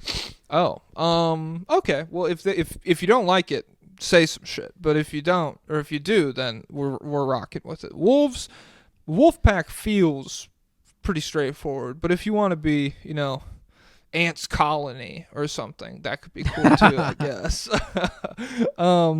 Making my voice known for the 10 Wolves patrons and advocating for our Prince Jalen Clark, former NCAA DPOY, and now putting opposing guards into Clark County Jail. That's pretty good. I do like that. Was thought of to be a negative offensive player, but he's been a dog as a rookie on both ends. I don't believe that about the offense. Let me go see what he's doing offensively. Let's see. I'm pulling it up right now. Okay, he had one game where he shot 4 of 6 from 3. Okay. Hey, 38% from 3 as a rookie for a guy who's supposed to be a disaster coming into the league. You could build off that. Yeah. If he's ever able to do anything. Yeah. That's a cool guy. Okay, cool. Welcome back to 96.7 The Crank. Who's after? We just did the Wolves? Yeah. Okay. Mavericks. Let me go Mavericks here then. The Mavericks are, hey, wouldn't you know it, 3-1 over their last 4. They beat the Heat, the Warriors, the Rockets. They lost to the Kings. Honestly, they won the trade. They won. Wake up. You're going to fall asleep for Max Christie hype? Come on, dude. Oh, crap. I forgot about Max Christie.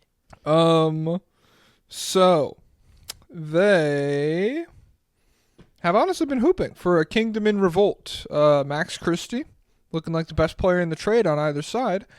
And Daniel Gafford, going to be out 6 weeks. Yeah. It's not looking, it was already looking pretty bad. That's looking much worse. With well, no, I guess we can't say that because it's all a butterfly effect. But yeah, it's looking like they're not going to have a single center on their roster for the rest of the year. We'll see what's going to go on, but this team is screwed. LeBron went on Instagram and he trashed the Mavs owner, or the Mavs chairman, president guy, Patrick Dumont. And he said, when a clown moves into a palace, he doesn't become a king. The palace becomes a circus. Oh my gosh. Did he cook? He did cook. That's kind of a bar. Do you think he cooked? Of course. And did you see the video of that guy walking into the crowd and he was getting booed and he like sat down and he's like, was that for me? He said to the guy next to him, it's like, yeah, ogre. It's for you. What else do you think? Go back to the swamp, you freak. Yeah. And that's the same. This is the same guy who brought up Shaq in his I love about that. The best players work hard. Just in a culture of working. Shaq. Just how broken does your brain have to be that rich, where you think you just think you could say anything, and no one will call you out no one will realize how stupid you are. No, you're barely functioning. Well, it's also like your perception of how things happen is probably super fucked up. Where it's like Shaq won literally last North American three-peat with Shaquille O'Neal. And because he was working hard. Yeah, that guy didn't work. I work hard every day. I'm fucking own the Dallas Mavericks. I work hard. It's how things happen. And I'm not gonna say that. Mark Stein said there certainly has been tangible optimism this week in Dallas that surgery can be avoided for Anthony Davis. That, though, is best classified as a hope or belief at this point. No one in a position to do so has been able to fully rule out the eventual need for surgery. So, AKA word salad, Anthony Davis needs surgery. That surgery is going to knock him out for the rest of the year. They don't want to announce it yet. Yeah. My read on it is they don't want to announce it and then just have everyone talk about that at the All-Star break, because that kind of thing embarrasses teams. Like when the Bulls had the Fire Garpax billboard the same year that it was in Chicago. And that was like, they talked about it on First Take, like the entire NBA media machine was going through it. So they don't want to have that be a talking point. So they're just going to wait till after All-Star Weekend. Would be my guess, to announce that Anthony Davis is out for the year. But this was always a trade for the future. The next 3 or 4 years. Yeah. So yeah, those are still in great standings. So yeah, I do like being like, everyone, is Anthony Davis going to play basketball again this season? And their response being like, have you heard of miracles? They happen all the time. And so if we get one of those, yeah, he'll be back on the court pretty shortly. We're certain he can make a full recovery, but that takes place in a certain universe. There's infinite universes, so theoretically there's infinite ones where he's healthy. Mm-hmm. Whether we have spawned into one, whether that's all we know for sure is we're in one where he got hurt. That's all we can say for sure at this point. So and I looked into the timelines where we kept Luka. The Earth is actually destroyed because he's so fat he falls down into the core and lava comes up and kills us all. That's actually all the rest of the timelines. Luka Doncic. You're welcome, Luka guys. Doncic was barbecuing hot dogs and fell into a volcano, and he made the rest of the volcanoes on Earth erupt, overflow with lava. Ash cloud blocks out the sun. That's it. Kaput for humanity. So it's good that we moved off of him, and now he's in the Ozempic capital of the world, L.A. He can grow all the hot dogs he wants, but he won't be so big. No, but what we haven't reported to people, because we've been protecting his identity, he actually is like the Grinch. So he actually goes around at night and steals everyone else's Ozempic and Mounjaro and all those type of drugs, because he wants everyone to be fat just like him. That's what he wants. He wants a fat world. Like, do you remember the Fairly Odd Parents world where everyone was fat? And then they accidentally tilted the Earth into the sun. Vaguely. Or something like that. Yeah, I think I do. That sounds familiar. Yeah, that was epic. Not Ozempic. That was epic. That was always funny. It was never like a season 1, season 2 storyline in any cartoons, but any cartoon that ran long enough had an episode where somebody got super fat. Yeah. It's just a staple of comedy. Yeah. Squidward, he's addicted to burgers. They go right to your thighs, and then you explode. What, am I gonna blow up? No! First it'll go to your thighs! then you'll blow up. What a fucking show, dude. Oh my god. They were really cooking. These aren't pies. These are bombs.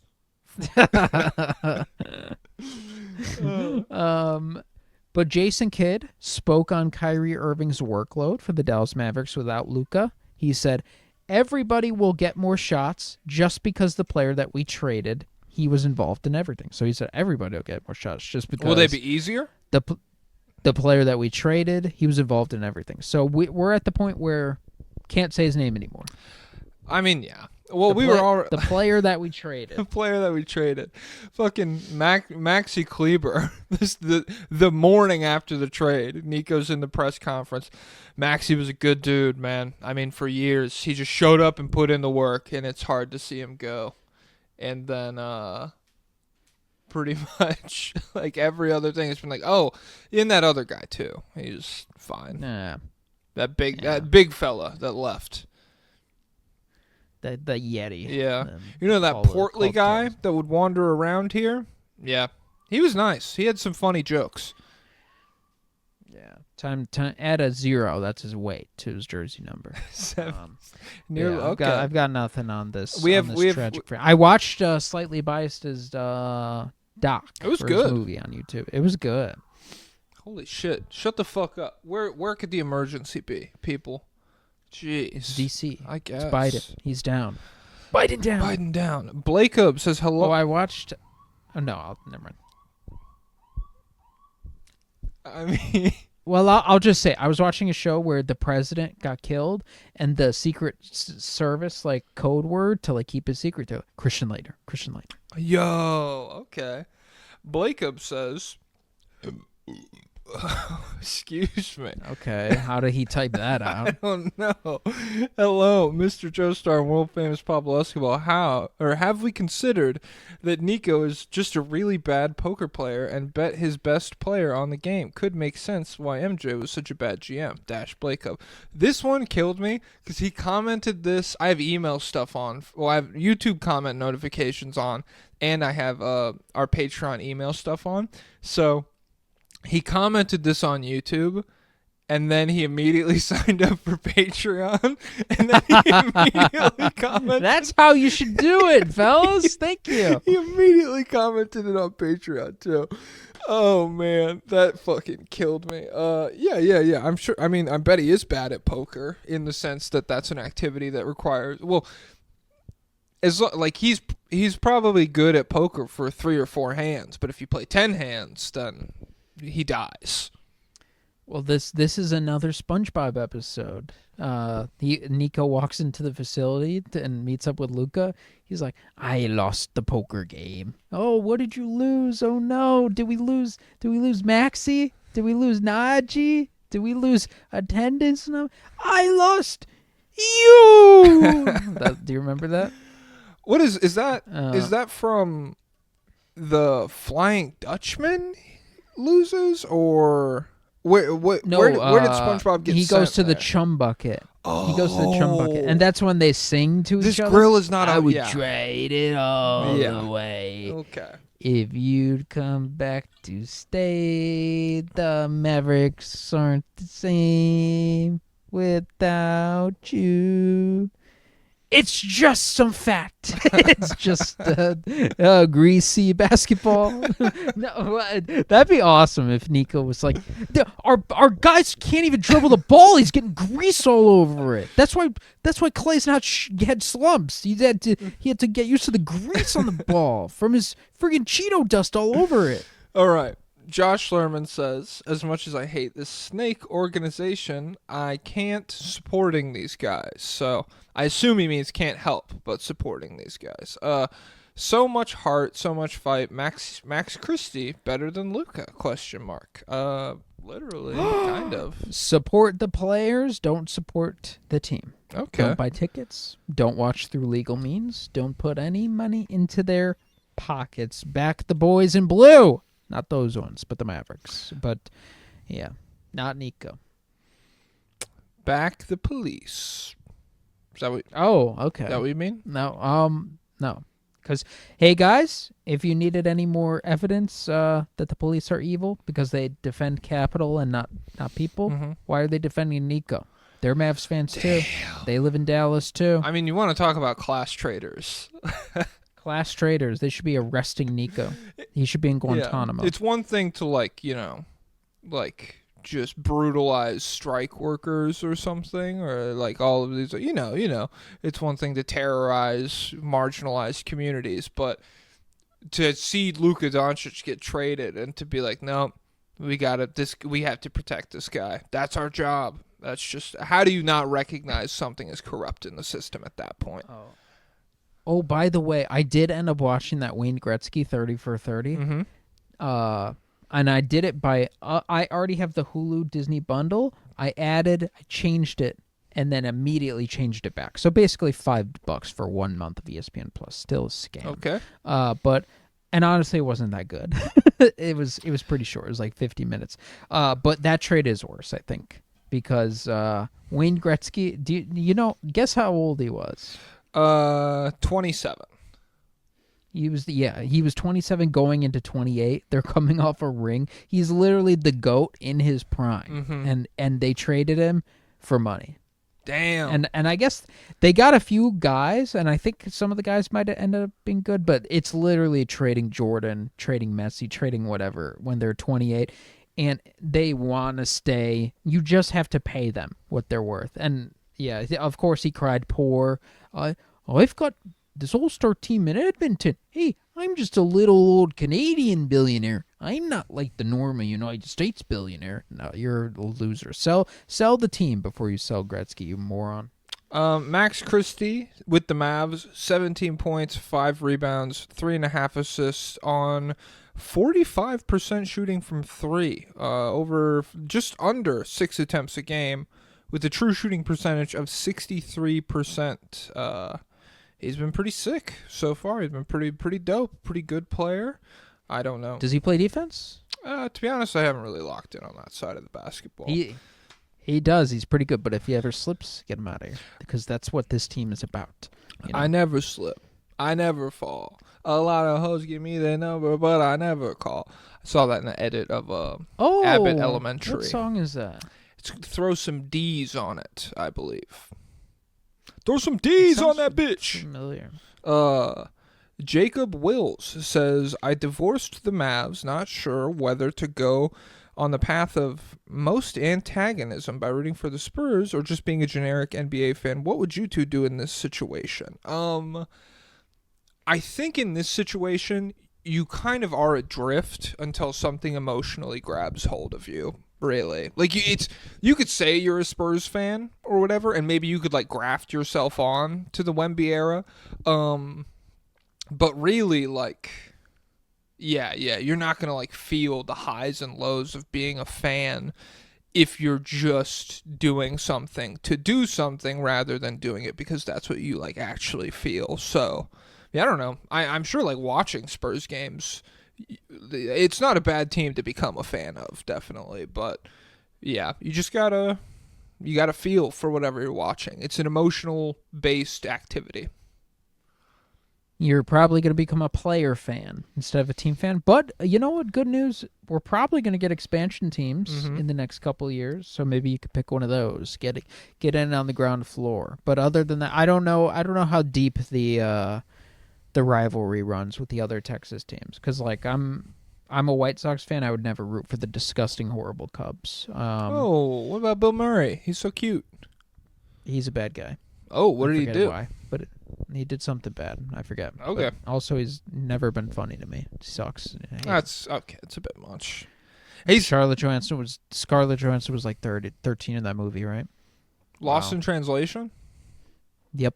I never seen it. Never saw it. I heard it's good. I've heard it's good. It does not, on the outside looking in, does not make sense that they're romantically involved in that movie. He's too old. But hey, it's like Adam Sandler. But hey, me and Selma Hayek, we're married again. I couldn't think of anyone else. Wow, damn. Really wrote yourself into a corner there. We got to be married for 3 more movies. Wow. What the heck? Fuck. Sorry, Selma. And we're all gonna make a $1 billion off this, and Shaq's gonna show up eventually.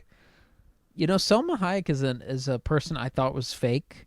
I thought it was a joke in the George Lopez show. He would always say his childhood crush, Selma Hayek. Oh. And when I first saw that she was a real person, I was, Selma, wait, is that the George? And I was like, what? That's such an interesting lens to encounter Selma Hayek through. By the way, you know George Lopez has had Ben Taylor on his podcast. Thinking Basketball, Ben Taylor? Yeah. Damn, what did they talk about? Is he a Lakers guy? Yeah, he's a big Lakers guy. Okay. And he was asking him just history questions. It was so random. I saw him pop But out. George Lopez also a bad guy. I saw George Lopez pop out with super long gray hair earlier this week. Yeah, where he was complaining about Eric Estrada. Maybe. I didn't watch the video. I just saw. I was like, oh shit, George Lopez. Damn. Okay. So, all right, Suns. Damn. What are we at? What are the Suns? Are they like the 8th seed? We got to keep it pushing here. All right. 2-0-130. All right. Suns 1-3 over their last 4. They beat the Jazz. They lost to the Nuggets, the Grizzlies, the Rockets. They are 1-6 over their last 7 games. There was a Brian Windhorst report that he was pretty damn confident in delivering on air, that he said Durant knows it, the Suns know it, the rest of the league knows it. He will likely be traded this offseason, and we're getting a lot of Bol minutes, which to me smells very desperate. There's just no path. There's no path left. I mean, they're just a ridiculous organization for waiting till this long. Mm-hmm. Like, at least just stick with it and be like, no, we're just a pure TV ratings attendance team. Like, we're not actually going to win it all. We accept that, but no, they just have no direction. Matt Ishbia, idiot, moron. But, they do have some young talent in the G League. A young man racked up 16 assists and 30 points in a win against the Vipers. It's Colin Gillespie. What a fucking guy. Oh, man. 9 of 9 from the free throw line. Wow. Did the Nuggets miss out? I mean, it would be a very Nuggets thing to do. Hartenstein slipped through our fingers. J. Huff, we don't need him. Colin Gillespie, who cares? It just, I don't know. At a certain point, if I'm the Suns, I'm like looking around. What do we lose by like throwing this guy some possessions? It's already a fucking car crash. Tyus Jones is not good. Yeah. Which, I mean, the horse was mostly dead, but this was the kick that did it in. I would say I got a new spur. Yeah. Let's try it out. The whole like they just need a floor general. They need a traditional point guard kind of argument. Yeah. Tyus Jones has not done much for that argument as far as PR goes. And the people who live or die by that philosophy, like they think that every team needs a table setter. Yeah. They will not register this. This doesn't will not count. be logged. It's not his fault. This will not be. They don't even know about it. This will not be logged in as a failure. Next time this situation comes in, they'll say, "Well, hey, maybe the Lakers could get Tyus Jones to figure out how to split the duties between LeBron and Luka. Hey, maybe the Lakers could get Dwight Howard. Remember, he was good in 2020. Last time I saw him. So Yeah. But speaking of Tyus Jones, I got some stats on how bad he's been. Hey, let me hear him. In the last game, he was 6 turnovers and 6 assists. So talk about The ratio. decision-making. What the fuck?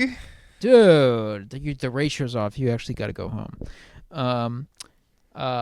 So Devin Booker and Tyus Jones, but with no KD, negative 9.9 net rating. Yeah. Kevin Durant and Tyus Jones, no Devin Booker, negative 12. All three together, plus 1.9. So we're basically barely positive. When Durant and Booker play and there's no Tyus Jones, plus 6.8. So yeah, if he's on the court, they're bad. And if he's off the court, they're better. Yeah. Not really that surprising, I guess. I don't know. He's just a guy that a fake idea of a good player, which sucks because he seems like a nice guy, and it's not really his fault that his archetype has been romanticized by so many NBA fans, but just doesn't do anything at a high level. Or it does a lot of stuff at a not passable level, and then the turnover ratio is good. So people are like, well, we're not asking him to be a superstar. He can come in and he can fill in the gaps or whatever. It's like, no, he cannot. And yeah, and that's not the reason this team is cooked or anything. It's just Yeah. And there's room for a connector, like that could be good on this team, but you gotta be doing something else. you have to be like that a can't good be. defender or a good, like a straight up very good at something else. Yeah.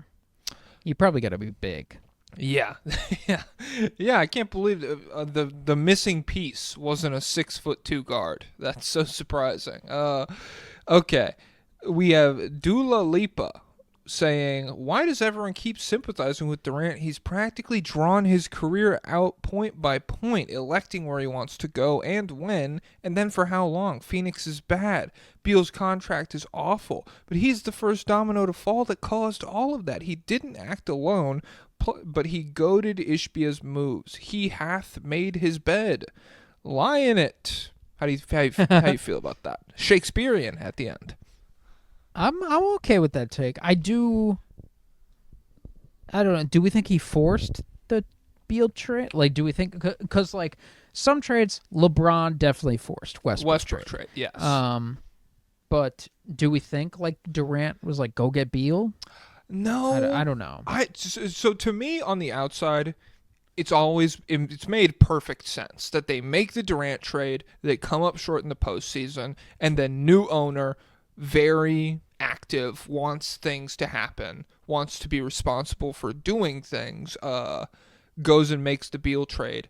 All of that has made sense without Kevin Durant really like being influential in the picture at all. And so like I feel like if he did, there would be more.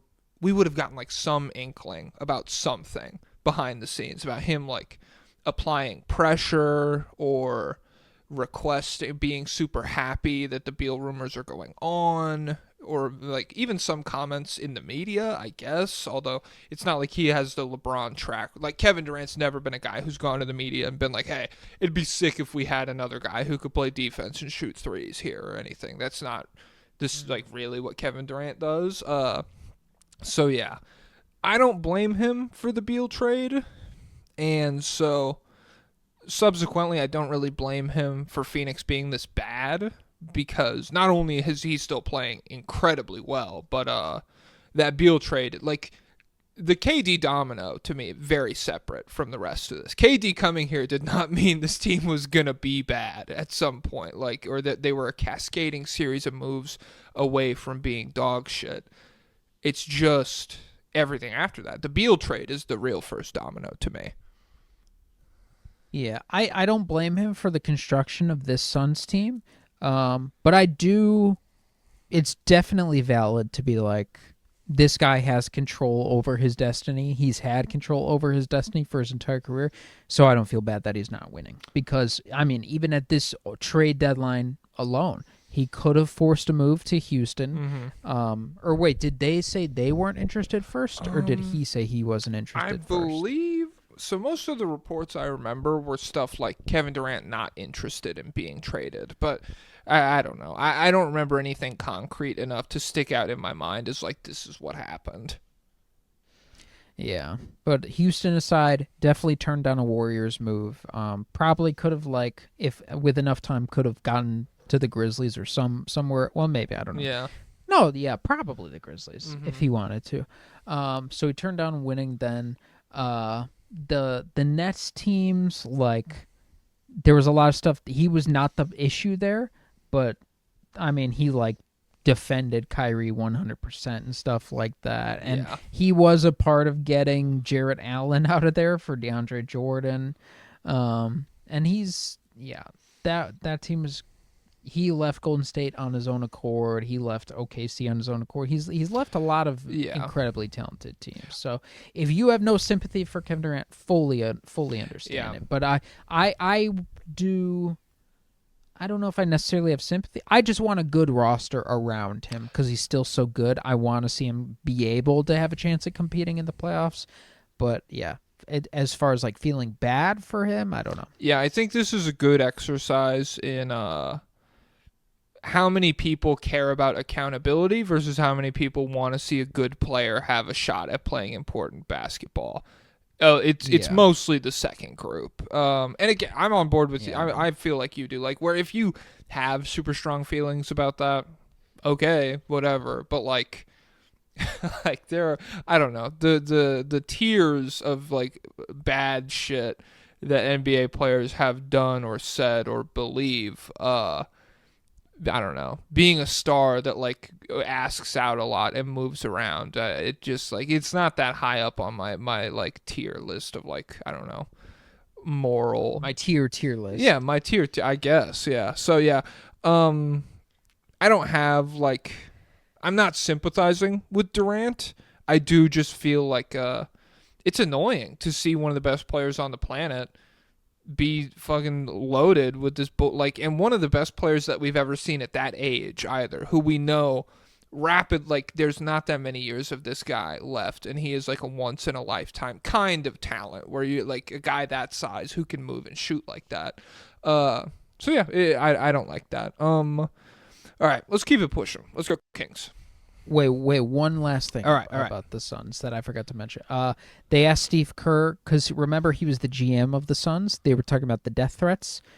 He said the most controversial trade he made was when he traded Sean Marion for Shaq, and he said he got death threats for that. Damn. And so Sean Marion was 29, and he was pretty clearly on the way down, like trending down statistically, because he was like a nuclear athlete. I mean, 29 back then it's a lot different than 29 is now. And it was 35-year-old Shaq who was averaging 14 for Miami. But you know what's crazy? I remember Shaq was an all-star for Phoenix, but it was the all-star weekend was in Phoenix, so that just made sense. I didn't realize he was all NBA third team for them. Did you know that? Yeah. Because I made it. One of my first videos that really blew up was like, people talk about Shaq like he was this like the back half of Shaq's career, he was just this fat slob bouncing around the league. When Rick was enormous, like, and even in Phoenix he was huge, and he was only playable at that size because of the kind of basketball that was being played, even though Phoenix is like the pace team for the time or whatever. But yeah, like Shaq, ignoring like the final few seasons, some of the best longevity of any player ever, like crazy longevity for a guy who's like, I'm 7'1", 300 pounds most of the time, and my feet, nothing ever happens to my lower body. I just play for 20 years. I think he said he was like close to 400 at the end. I believe it. But yeah, he was 18-8 on 62% true shooting. Oh, so hold on. Can you do King shit real quick? It'll take 10 seconds. Okie dokie. Right. So the Kings are 3-1 over their last 4. And they signed Markelle Fultz, former #1 pick. I'm a little surprised it's taken him this long, because I liked what I saw from him in Orlando. It's sad what's happened, obviously. Having no jumper kills you, but he is really athletic, and he has a very unique pace to him, where he's like bouncing all the time. And high-level ball handler, I feel like, high-level passer, and high-level defender. So it feels like he has so much going for him, but I'm shocked that he hasn't found a team. And I think the overall metrics in Orlando don't paint him that kindly. But when I watched him, I always thought he was really interesting, and he could be good on a different team. Like, I feel like he could be like a better Gary Payton in Golden State, because he's not quite what he was a few years ago. But yeah, I don't know how much he'll help this team, because this is a team that already is lacking shooting a lot, but they got him. Who? So we'll see. Oh, how much Markelle he's Fultz. Markelle Fultz. Yeah. Yeah. All I wrote down for them was hilarious to play the Pelicans 3 times in 4 games, which they did. They beat the Pelicans twice and the Mavs, and then they lost to the Pels. De'Aaron Fox, Instagram drama. You seen any of that? No. Oh, okay. So he unfollows Sabonis on Instagram. And then, oh, fuck. I can't remember the thread of it at all. Let me see if I could track it down. I should have pasted it into my notes. But, like, he was responding to comments on Instagram where someone was like, how do you feel about unfollowing Sabonis or whatever? And he's like, that was my teammate, not my guy or whatever. And it was like, Whoa. yeah. It was just the air around it. I mean, it is kind of a look into like, NBA players aren't always friends, even though they're on the same team with each other. But it definitely wasn't like, that's my brother for life, gonna miss him. We just changed teams or whatever. It was, I'm not that upset that we're not playing together anymore, is how it seemed. That's crazy because they were a 2-man squad. What if Jokic and Murray said that about each other? They would never say that. What the hell? Why would you even suggest that? But what's funny is a lot of Kings fans in the wake of that start looking around and they're like, wait a second. This guy did crypto rug pull people for $1.5 million. What the hell? That's not good that he did that. Why aren't more people talking about? Like, I don't know. Just all of this Kings fans who are looking for something to be upset about. I saw so many people being like, yeah, well, he's a crypto scammer. Who even gives a fuck about that loser? Yeah. What's it called? So I'd be annoyed if I was him because I'm like the face of this rancid franchise for years, and I help bring him back to Relevancy. to viability or whatever. But he is a crypto scammer. Mhm. But Sabonis is interesting because Jewish convert. Yes. But we haven't heard anything about Israel. So could it be rare anti-Zionist Jewish convert? I don't know. We'll see. Maybe. Could be a battle of two good guys or a battle of one I don't good know. guy. His dad. It's a scammer. His dad. Well, I guess I don't know exactly where his dad was throughout the 90s. You figure, so DeMontis probably didn't see any war, now that I'm thinking about it, but his dad probably saw war to some degree. So maybe that's trickled down and influenced his view of the conflict in Gaza. But I don't know. But he hasn't said anything. Well, I mean, I don't know. For a lot of people, it seems like that's like all you can hope for. Especially like the NBA award fucking, we were praising Kyrie for wearing like a bracelet 2 or 3 months after the shit has really peaked, and it's like that's the guy. Like that's the wokest guy. That's the guy. Yeah. He sat out games for vaccine rights. But Yeah. And that's the guy. And so he's playing for the Zionist owner too. Yeah. By the way. Oh my god. She's like, take that fucking shit off. What are you doing? Take it off. But Zach is shooting 26% from 3 in his 6 games for the Kings. What the heck? Did you see Malik Monk's video? Or the video of Malik Monk? Yeah, where he was like, he needs to start making those fucking threes. He hits them against us all the time. He hits them for everyone else. But yeah, that's fun. I saw all the new guys got to light the beam for the first time. That was cute. That was cool. I liked it. And then Domantas Sabonis is the only active NBA player to have multiple 28-plus rebound games in a career. Damn. Both games happened in 2025. Damn. Yeah, I mean, he's a hell of a rebounder. He's really good.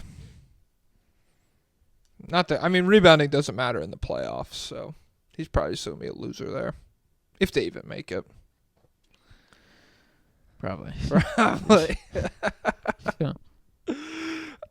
All right. Hey, let me timestamp this beat. All right. Okay. A little freestyle. I don't want to. When 2 white guys shouldn't start freestyling. It's fucked up. Well, which guys? What if it's Ron from Barcelona? That'd be funny, I guess. What if it's Eminem? That would be impressive because he would probably have crazy bars off the top of his head that would trigger people. Congrats, everyone. You just watched me dominate another man in the marketplace of ideas. Yeah? How about you dominate another man in the bedroom? Okay. Well, How about you guys? We'll see whose dick and balls dominates the other. Oh! All right. Lucky. I was going to say I'm lucky he didn't go more explicit with it, but then he did. The Warriors 3-1 over their last 4. They beat the Rockets, Bucks, and Bulls. They lost to the Mavs. Steph, last 5 games, 33 points, 6 assists, 5 rebounds, 58% true shooting. Jimmy Butler being here actually helps. Kind of makes Steph's life. What's that all about?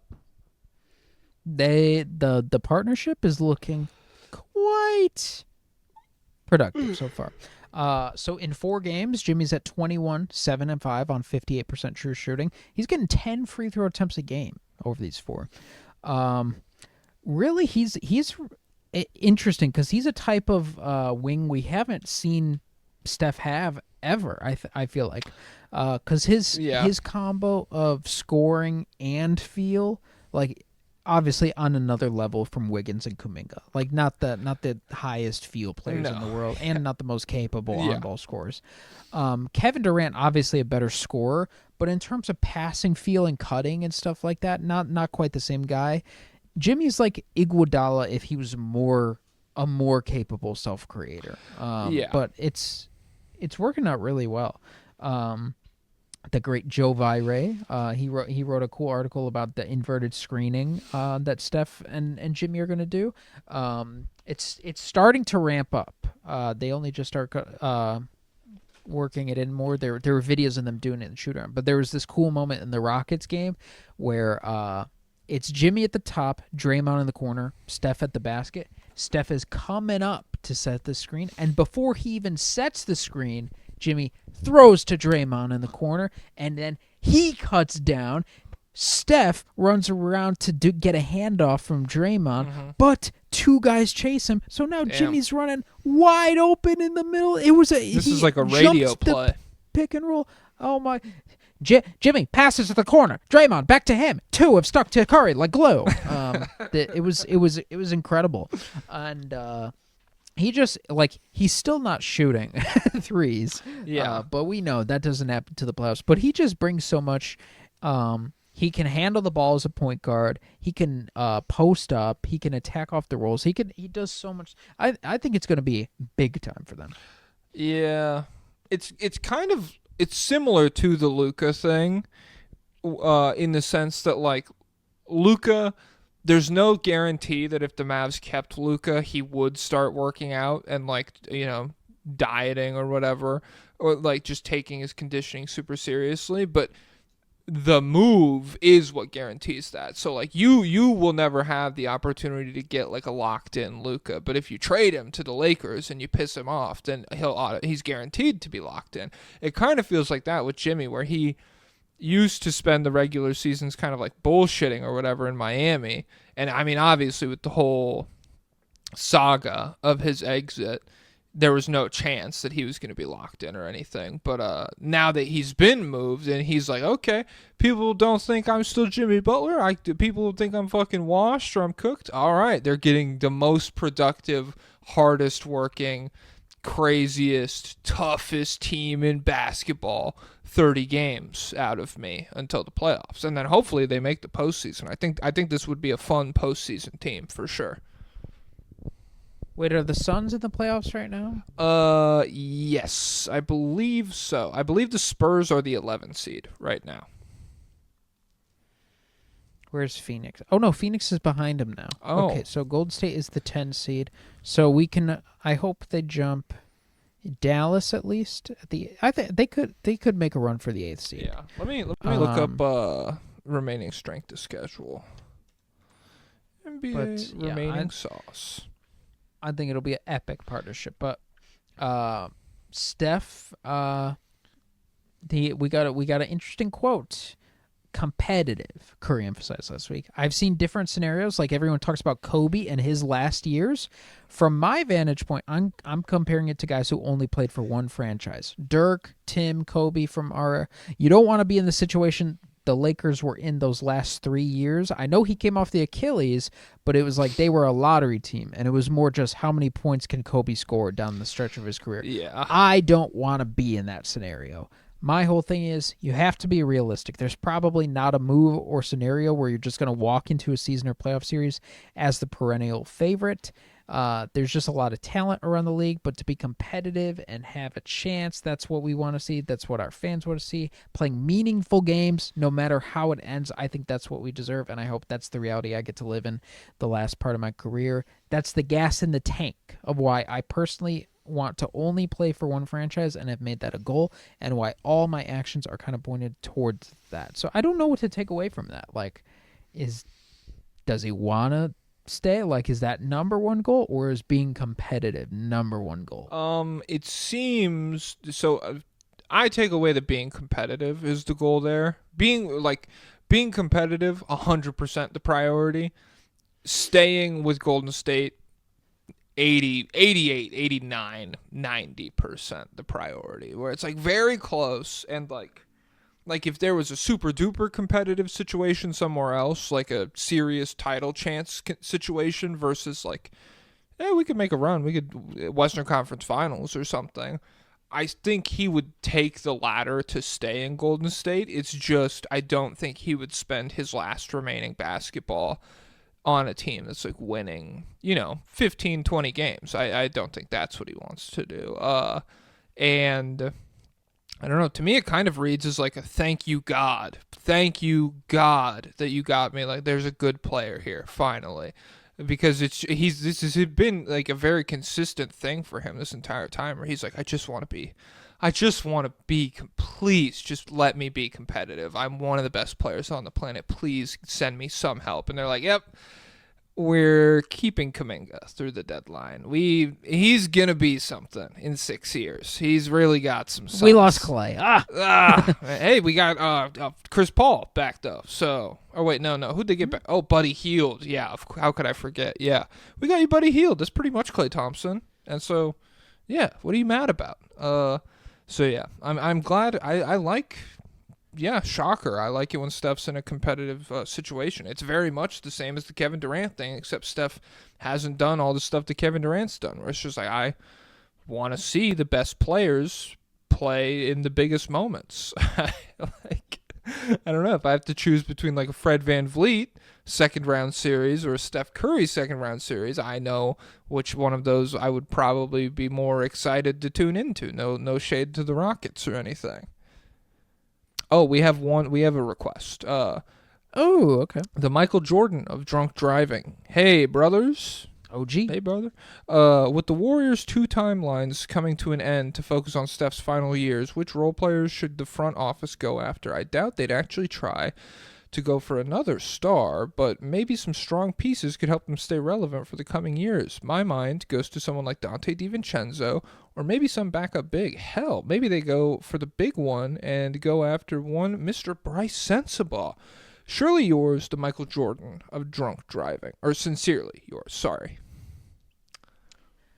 Bryce would be epic. He would cook in their offense, especially if they gave him any kind of leeway to create. Could be a whole different dynamic, an actual dynamic scorer off the bench. When's the last time they had that? Barbosa? Yeah, I don't know. My mind goes to a big, just like Draymond clearly better at the 4 at this stage of his career, and ideally a shooting. I mean, Vooch, if he was like 2 years younger, it really wouldn't be that bad of a move, because like Draymond and Jimmy are really good together, but if the big can't shoot, it's not super duper viable, and they haven't rolled out that many lineups with it, so maybe it is, I guess. But yeah. Other than that, I don't know role players off the top of my head. DiVincenzo sounds fine, I suppose, if he full on bounces back. He was there before. Yeah. But yeah, I don't know. It just depends on who becomes available. I don't know if there's one golden rabbit out there. Can't see the future, Bryce, man. How am I Bryce supposed to know? Awesome. The Warriors were done with. Screw him. Get out of my face. 229. All right. Oh, 230. Okay. My girlfriend's laughing at me off screen because we work so hard to provide you people with such great content. We probably went a little too long on the Thunder bit, I won't lie, but whatever. The Spurs. Well, we have so many lobbyists. So many lobbyists now. God damn it, guys! Calm down with all the money, please. It's frustrating. Just kidding. Please don't stop. Remember, guys, at 14 million lobbyists per month, It goes to a penny. it goes to a penny. 14 mil. All right. Spurs 1-3 in their last 4. They beat the Wizards. They lost to the Celtics, the Magic, and the Hornets. Bit of a rocky start to the De'Aaron Fox era here in San Antonio. Honestly, could we see a quiet tank in the back half of the season? Do you think? For the Kings? No, for the Spurs. Are we on? Oh, shoot. Yeah. Oh, you heard De'Aaron Fox, and you were like, oh, Yeah. Dude, the Kings? No, man. We're in a new time, dude. Come on. I was like, oh, post-Fox trade? Wait. No. Honestly, I think it's best for them to Same. lose as many games going forward, but I don't know if they will. Because Fox has played pretty well for them. I think he's had 3 good games out of and 1 stinker out of his 4 that he's played with them. So I don't know, but ideally, if I'm them, I want to get as high a pick VJ as possible, Edgecombe. because this is the don't get me started. It would be cool. I mean, yeah, like them, if they could walk away from this with like the 7th pick, oh my God, what a dream. Well, we've also got Atlanta's pick, correct? Unprotected? I think so. Yeah. That's the way people talk, because like Hawks fans dooming on my timeline are like, yeah, we're literally giving them flag right now, so I assume it's unprotected. So where are we? Yeah. Oh, but Atlanta's out of the lottery right now. Shoot. Gosh. Ice Tray, stop being so clutch, bro. Yeah. But yeah, I would like to lose as much as possible, because you're definitely not going to accomplish anything, even if you make it into the playoffs this year. I will never buy into the mentality of, no, it's good for us to get into the 8th seed and lose, because then our young guys. Half of these they get to guys are know- not going to be here. They're not, and you don't gain anything. I don't think. I guess you get some jitters out of the way. I don't know, but I really hate it. The only thing that wins, I mean, that kind of experience will never outweigh just straight talent on the roster. Especially the kind of but- talent that's available in this draft, in like the top 10 from the sound of it. And like, what's Wemby gonna learn? Oh, if I do not have good players, I won't be able to win. Now I know for sure. Yeah. This is almost like a Golden State 2020 moment, where it's like, I know we're not going to be back here again. Like, it's just not going to happen unless Wemby's leg gets cut off. Like, this is something. the last opportunity you're going to have to be bad. Yeah, and even then, what kind of prosthetic we got? Oh my How's it God, Bionic Wemby? That would be crazy. Yeah, this is your last chance to get guys, hopefully 2, that are going to be long-term running mates if you hit on them for Wemby. So I say do the best you can to lose. Yeah. Let's get some Mamu minutes out here. Let's get some Mamu development. So Wemby, I'm gonna pull my Bill Simmons here. Went and saw him in person. Oh, what a guy! Yeah. I was behind the bench, 400 feet in the air. So, But it felt like he was right in yeah, front. I mean, he's so big that I was like, damn, I can see up your nose right now, dude. Please back up a little bit. In the first quarter of that Wizards game, 14 points, 5 rebounds, 4 of 4 shooting from 3. And then 5 of 7 shooting overall. It was insane. It was so fun to watch in person. The people next to us brought their young daughter named Matilda, like literally a toddler. Whoa! Was she scared of him? No, she seemed kind of entranced, and I was like, you have no clue what you're watching right now. Oh my God, you got no idea, Matilda. But You're gonna grow up thinking this is normal. yeah, it's not. But yeah, it was sick. It was sick. And honestly, the rest of the game, like, if he felt very bad compared to that first quarter, and he still finished with like 31-15, 4-3-2. So yeah, he's still incredible. And yeah, I agree with you. The Spurs should tank. We have 2 requests. Do you want to get to them? Yeah. Well, let me see. Should I get my Spurs stuff out the way? Oh yeah. Sorry. Wemby on his All-Star debut.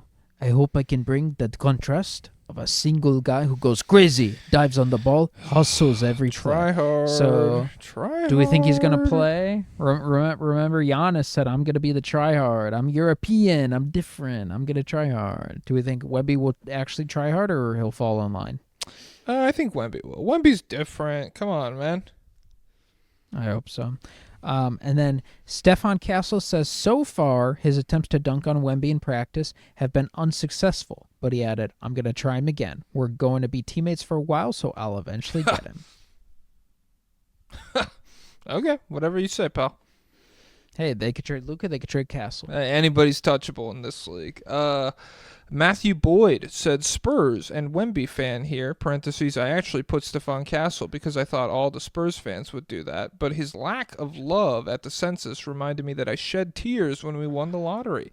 What basketball moments have brought tears to your eyes or made you very emotional? Jamal Murray, 40-point game against the Timberwolves, first round of 2023 playoffs. I cried. Derrick Rose trade. That is sad. Yeah, in the slightly biased doc, that's what Kenny compared it to. He was like, the only thing that was shocking for me was the Derrick Rose trade, and even that he had like blown his knee out twice. Yeah, we knew it was coming. Yeah, the writing was very much on the wall, but yeah, that's still tough. And then Damascus Baldwin. Damn. Okay. Cool name. Spurs request here. Thoughts on Stephon Castle offensive improvements in the last 15 games? How does that make you feel? Let's check it out. 'Kay. Let's suss this out. Stephon Castle stats. But yeah, the by the way, the AI absolutely lied. We'll talk about tomorrow, but it completely left off a certain man, and we didn't even think of it. Is he in Boston? Maybe Derek White, baby. But yeah, what's it called? Yeah, Wemby was definitely an answer for people in this. Yeah, next time we'll make a Google form. That's on us. All right, that's 18 games. God damn. Okay, so last 15 games, that's 14. Last 15 games, Stephon Castle, 18 points, 4 rebounds, 3 assists, 48.5% from the field, 37-ish% from 3 on 4 attempts a game, 78% from the line. Damn, okay. That's maybe you're stupid, Pablo. Is that StatMuse? No, this is a Basketball Reference. Okay. Oh, now I got... all right. So I did the game-long searcher. All right, yeah. So he's producing, and that's 18 points on 13.5 shots. Not terrible. Not terrible. Okay, so he's working his way up. If he's making threes, I can't say anything. Yeah, what's that? Let me see. 18.1, 30.96. That is 58% true shooting. So, yeah, if he could be that, like 15 points a game on solid efficiency, and he kind of takes the defensive route that he can. I don't know. His defense right now, he does some cool stuff, but like to be playable with that level of offense, you do need to be a pretty damn good defender. He would need to improve on that end. Yeah, he's moving in the right direction. So, yeah, sorry for laughing at your question. I just thought it'd be funny to hear Pablo talk about Stephon Castle. Stephon Castle up. I retreat into the shadows for now. You guys are all of the best commanders. We'll see okay. I like the hood. All right. Well, we're doing the Blazers now. So are you still going to be in the shadows for that? Yeah. Okay. Something in the way. What a fucking great movie. Oh my god. The city absorbed by greed. I could see the filth. The people are drowning in it. When's his new movie come out? At the end of this, middle of March. You talking Mickey 17? Yep. Yeah, middle of March. All right. Blazers 1-3 last 4. They beat the Kings. They lost to the Wolves and the Nuggets twice. The sauce has disappeared a little bit since the win streak. But Donovan Clingan got to put up some cool numbers against Jokic. That's all I wrote down. I didn't see any of these games. Either one. Did you? I watched the Jamal Murray 50-point game, but I wasn't really locked in on Klingon. It was kind of a shootout. It was not great defense from Jokic or the rest of the squad. He boomed him. First game he dropped 21 on 8 shots. Second game he dropped 17 and 20 rebounds. Kling Kong. He's coming, boys. But yeah, not the. These are legit losses to Denver and Minnesota. That's not bad. Ethical. According to Sports Business Journal, the Blazers' local viewership is up 68% from last season, the biggest year-over-year jump of any team in the NBA. Almost certainly a byproduct of ditching Root for over-the-air. So we talked about the Blazers' like local TV situation earlier in the year, but I thought it was bad. But no, I guess it's good. I guess they've made the games more accessible to watch. But yeah, so this has been a bad Blazers team for the majority of the year, but still more people are watching. That tells you it's not the product. It's the accessibility. And an Athletic article came out. Turns out Scoot Henderson and Tumani Kamara are BFFs. Did you know that? I didn't know that. That's cute. I like that. Me and Two, T-O-U. Me and Two have told each other we are going to do... And the article's talking about, they're like, Scoot Henderson and Tumani Kamara have a dream, a secret dream, and it's like One Piece because Luffy has a secret dream that we don't know what it is yet. It always cuts off screen when he says it. It was just like that. Me and Two, we've told each other we are going to do this. We are going to be great together, and we are going to do it here in Portland. We haven't told anyone, but we have those conversations. And Kamara said, we've said that more than once. We keep saying we're going to figure it out the hard way. That's something that has stuck with us. So, Dream Team, Dream Foundation, Scoot and Tumani. Too many problems. I love him. And shout out to Scoot, too. I don't have anything else on him. Let's keep it pushing. Wow. Sorry. All right. Let me... 40... 243. The Jazz 1-3 in their last 4. Beat the Lakers. Lost to the Lakers and the Clippers twice. Nuke against the Lakers. That's what I wrote down. They lit them up. Yep. Yeah. They lost. Bryce is putting you to sleep. Wow. Will Fraudy's putting me to sleep. Let's pull up Bryce's numbers from the Clippers game, and you guys are going to be shocked. Yeah. 3 of 5 from the field, 3 of 4 from 3, 10 points. Whoa. Yeah. That's crazy. In 12 minutes. So I hate Will Fraudy. I would free Bryce Sensabaugh. Please trade him in the offseason or something. I can't live like this where he's getting low minutes and I'm not tuning into Jazz games if I have to watch Jordan Clarkson. It's unwatchable. It's so tough. So I'm going to do the lobbyist request first because they lead into the bigger point. 100 mega CZs says 100 mega checks, I guess? I don't know. Was wondering what you guys think about the other Jazz young fellas. We obviously all know that Bryce is going to be the future face of the league soon once Will Hardy grows a second brain cell, but I'm a big fan of Filipowski and Juzang. Also, Collier and Keontae have shown improvement over the year. And then Feetloaf says Isaiah Collier in his last 10 games, 12 points, 9 assists, 4 rebounds. There's been negative discourse around this guy all year. I'm starting to see the discourse pick up a little bit around Collier. Oh, what do they say? That he's good. The box score numbers are popping off. Wait, why did the guy say negative? Does it just mean no one's talking I would about assume he just means no one's saying anything. I don't think anybody's been like, Collier's never going to make it in the league. Or I don't think that's been a big theme. But yeah, he's been killing it. The first Jazz rookie to ever record 10 assists in a half in their loss to Phoenix. Oh, what happened to the point guard himself? John Stockton? John stocked on these dick and balls. John, inject him with a vaccine. No. That's fucked up. Why would you do?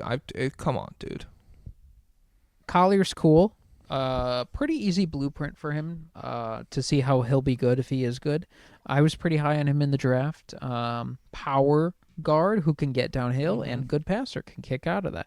Just got to work on that jumper. And then the rest of them, I liked Cody Williams as a project. I think he's got really interesting combo of tools and skill as a finisher. He's slithery. But what's it called? I'm not too big on Juzang. Filipowski's fine. Maybe the next Kelly Olynyk. We'll see. But interesting guy with size and shooting.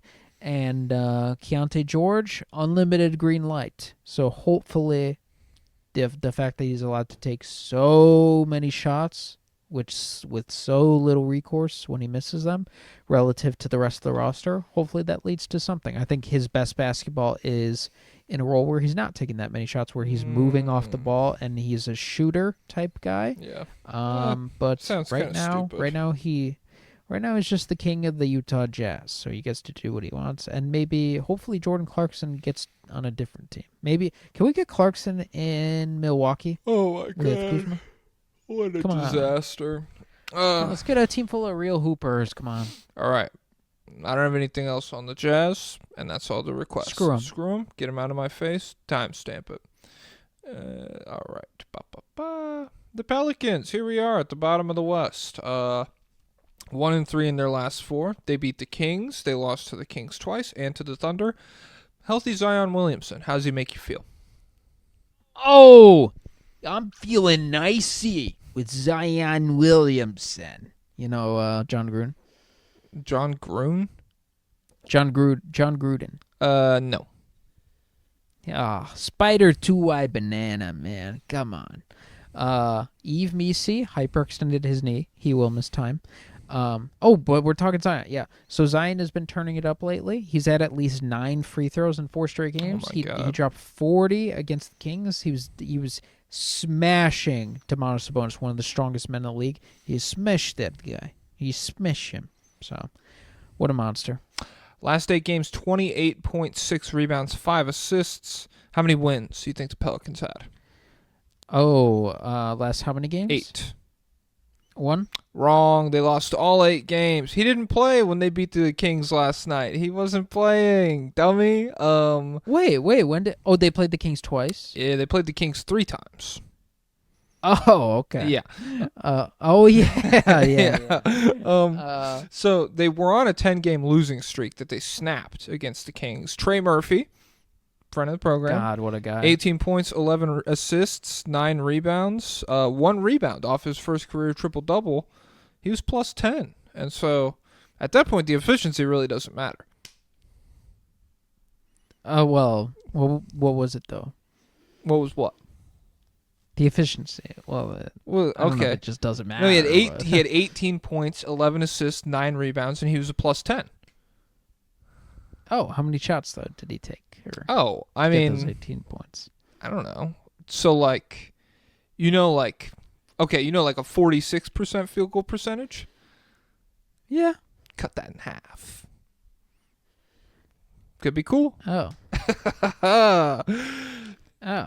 What? You never, okay. It's called finding other ways to impact the box score, okay? You know what we do? Free throw rate and playmaking ability. Oh! Those are indicators of a superstar. He took 12 free throws. He got 11 assists. I don't know what else you want. League sources tell the Stein line that Brandon Ingram, in fact, passed on a 4-year, $160 million deal from the Pelicans that would have kept him in New Orleans, meaning there was some serious money left on the proverbial table in his quest for more. So he basically took the same money won last year from the if I'm the Raptors. Pelicans, I'm really not sweating that. Bullet dodged. Yeah. Although a lot of people, my girlfriend was from Louisiana originally, and she has some Pelicans fans in her life. And one of them was very upset on Instagram about the Brandon Ingram trade because they liked him a lot. And she DM'd back and she was like, hey, Bruce Brown is kind of good sometimes. And they responded, don't fucking talk to me about some Bruce Brown right now. I don't want to hear that about Brandon Ingram. And I thought that was funny. Yeah, but and then CJ McCollum, 47 or 43 points on 78% true shooting in the win over the Kings. The only Wow. the only players with more 40-point games since January 1st. Who do you think they are? Oh, with more. There's only 40-point two. games. There's only two. Zion? No. No. Shea? Yes. And Jamal? No. Who? Anthony Edwards. So yeah, Okay. Shea, Anthony Edwards, and then it's a three-way tie. It's Jokic, CJ McCollum, and maybe I don't think it's LeBron, but I can't remember who it is. Yeah. So I don't know. That was a very good win for them. And other than that, yeah, the Yves knee hyperextension. He'll have an injury replacement in the Rising Stars game. Maybe one more Washington Wizard in there. Who knows? No, I think it's Buzelis. Oh, okay. Damn, shout out to Matas then. Good for him. I thought he was just in it already. That's surprising. I think he's the replacement because he hasn't really played this season. Okay. They're real desperate, huh? Yeah, no. Chris P. Bacon says, oh, it's funny. Haha. Wondering if you have seen any of Brandon Boston Jr. for the Pelicans this year. Curious if you have seen much of him this season so far. I feel like every time I throw on the Pelicans, I see him do something, and I'm like, let me look at this guy. And then it's just a cycle of that. I never really do anything with the information I gather. But he's good. I have not. He was a really highly ranked recruit. Ended up disappointing. Went to the Clippers. Had a big 50-point game on the Clippers once. And then was like, oh, is he here? But he has not stuck. So, yeah. I don't know. Parker Richardson says, calling in from the Pelicans suicide hotline again. Does it get better? If they get a top 3 pick, who would be the best fit besides Flag? So, besides Flag, so I feel good about Dylan Harper now. I've watched a ton of Dylan Harper. Dylan Harper is very on ball heavy, like straight up offensive engine. Doesn't do too much off the ball, so I don't know about him on the. I don't know about his best fit being with the Pelicans because you want Zion point guard ball. Yeah. VJ would be good, but the shooting is a work in progress. But he would be super nasty. I didn't watch Jokic yet or anyone, but I would lean VJ. Okay. That's all, folks. That's it. Send to the pod. You got any final thoughts for the people? Get me out of here. Fuck. How would a talk radio show sign this off? They'd be like, "Hey guys, we're heading out of the office for the night. We're gonna leave you with the rotating deck of, I don't know, classic rock. We'll leave you in good hands, Jonathan Blenderdeft." And then it's just some guy who solo hosts for Johnny Blender, overnight. Q Pal. Thanks, guys, for giving me the reins.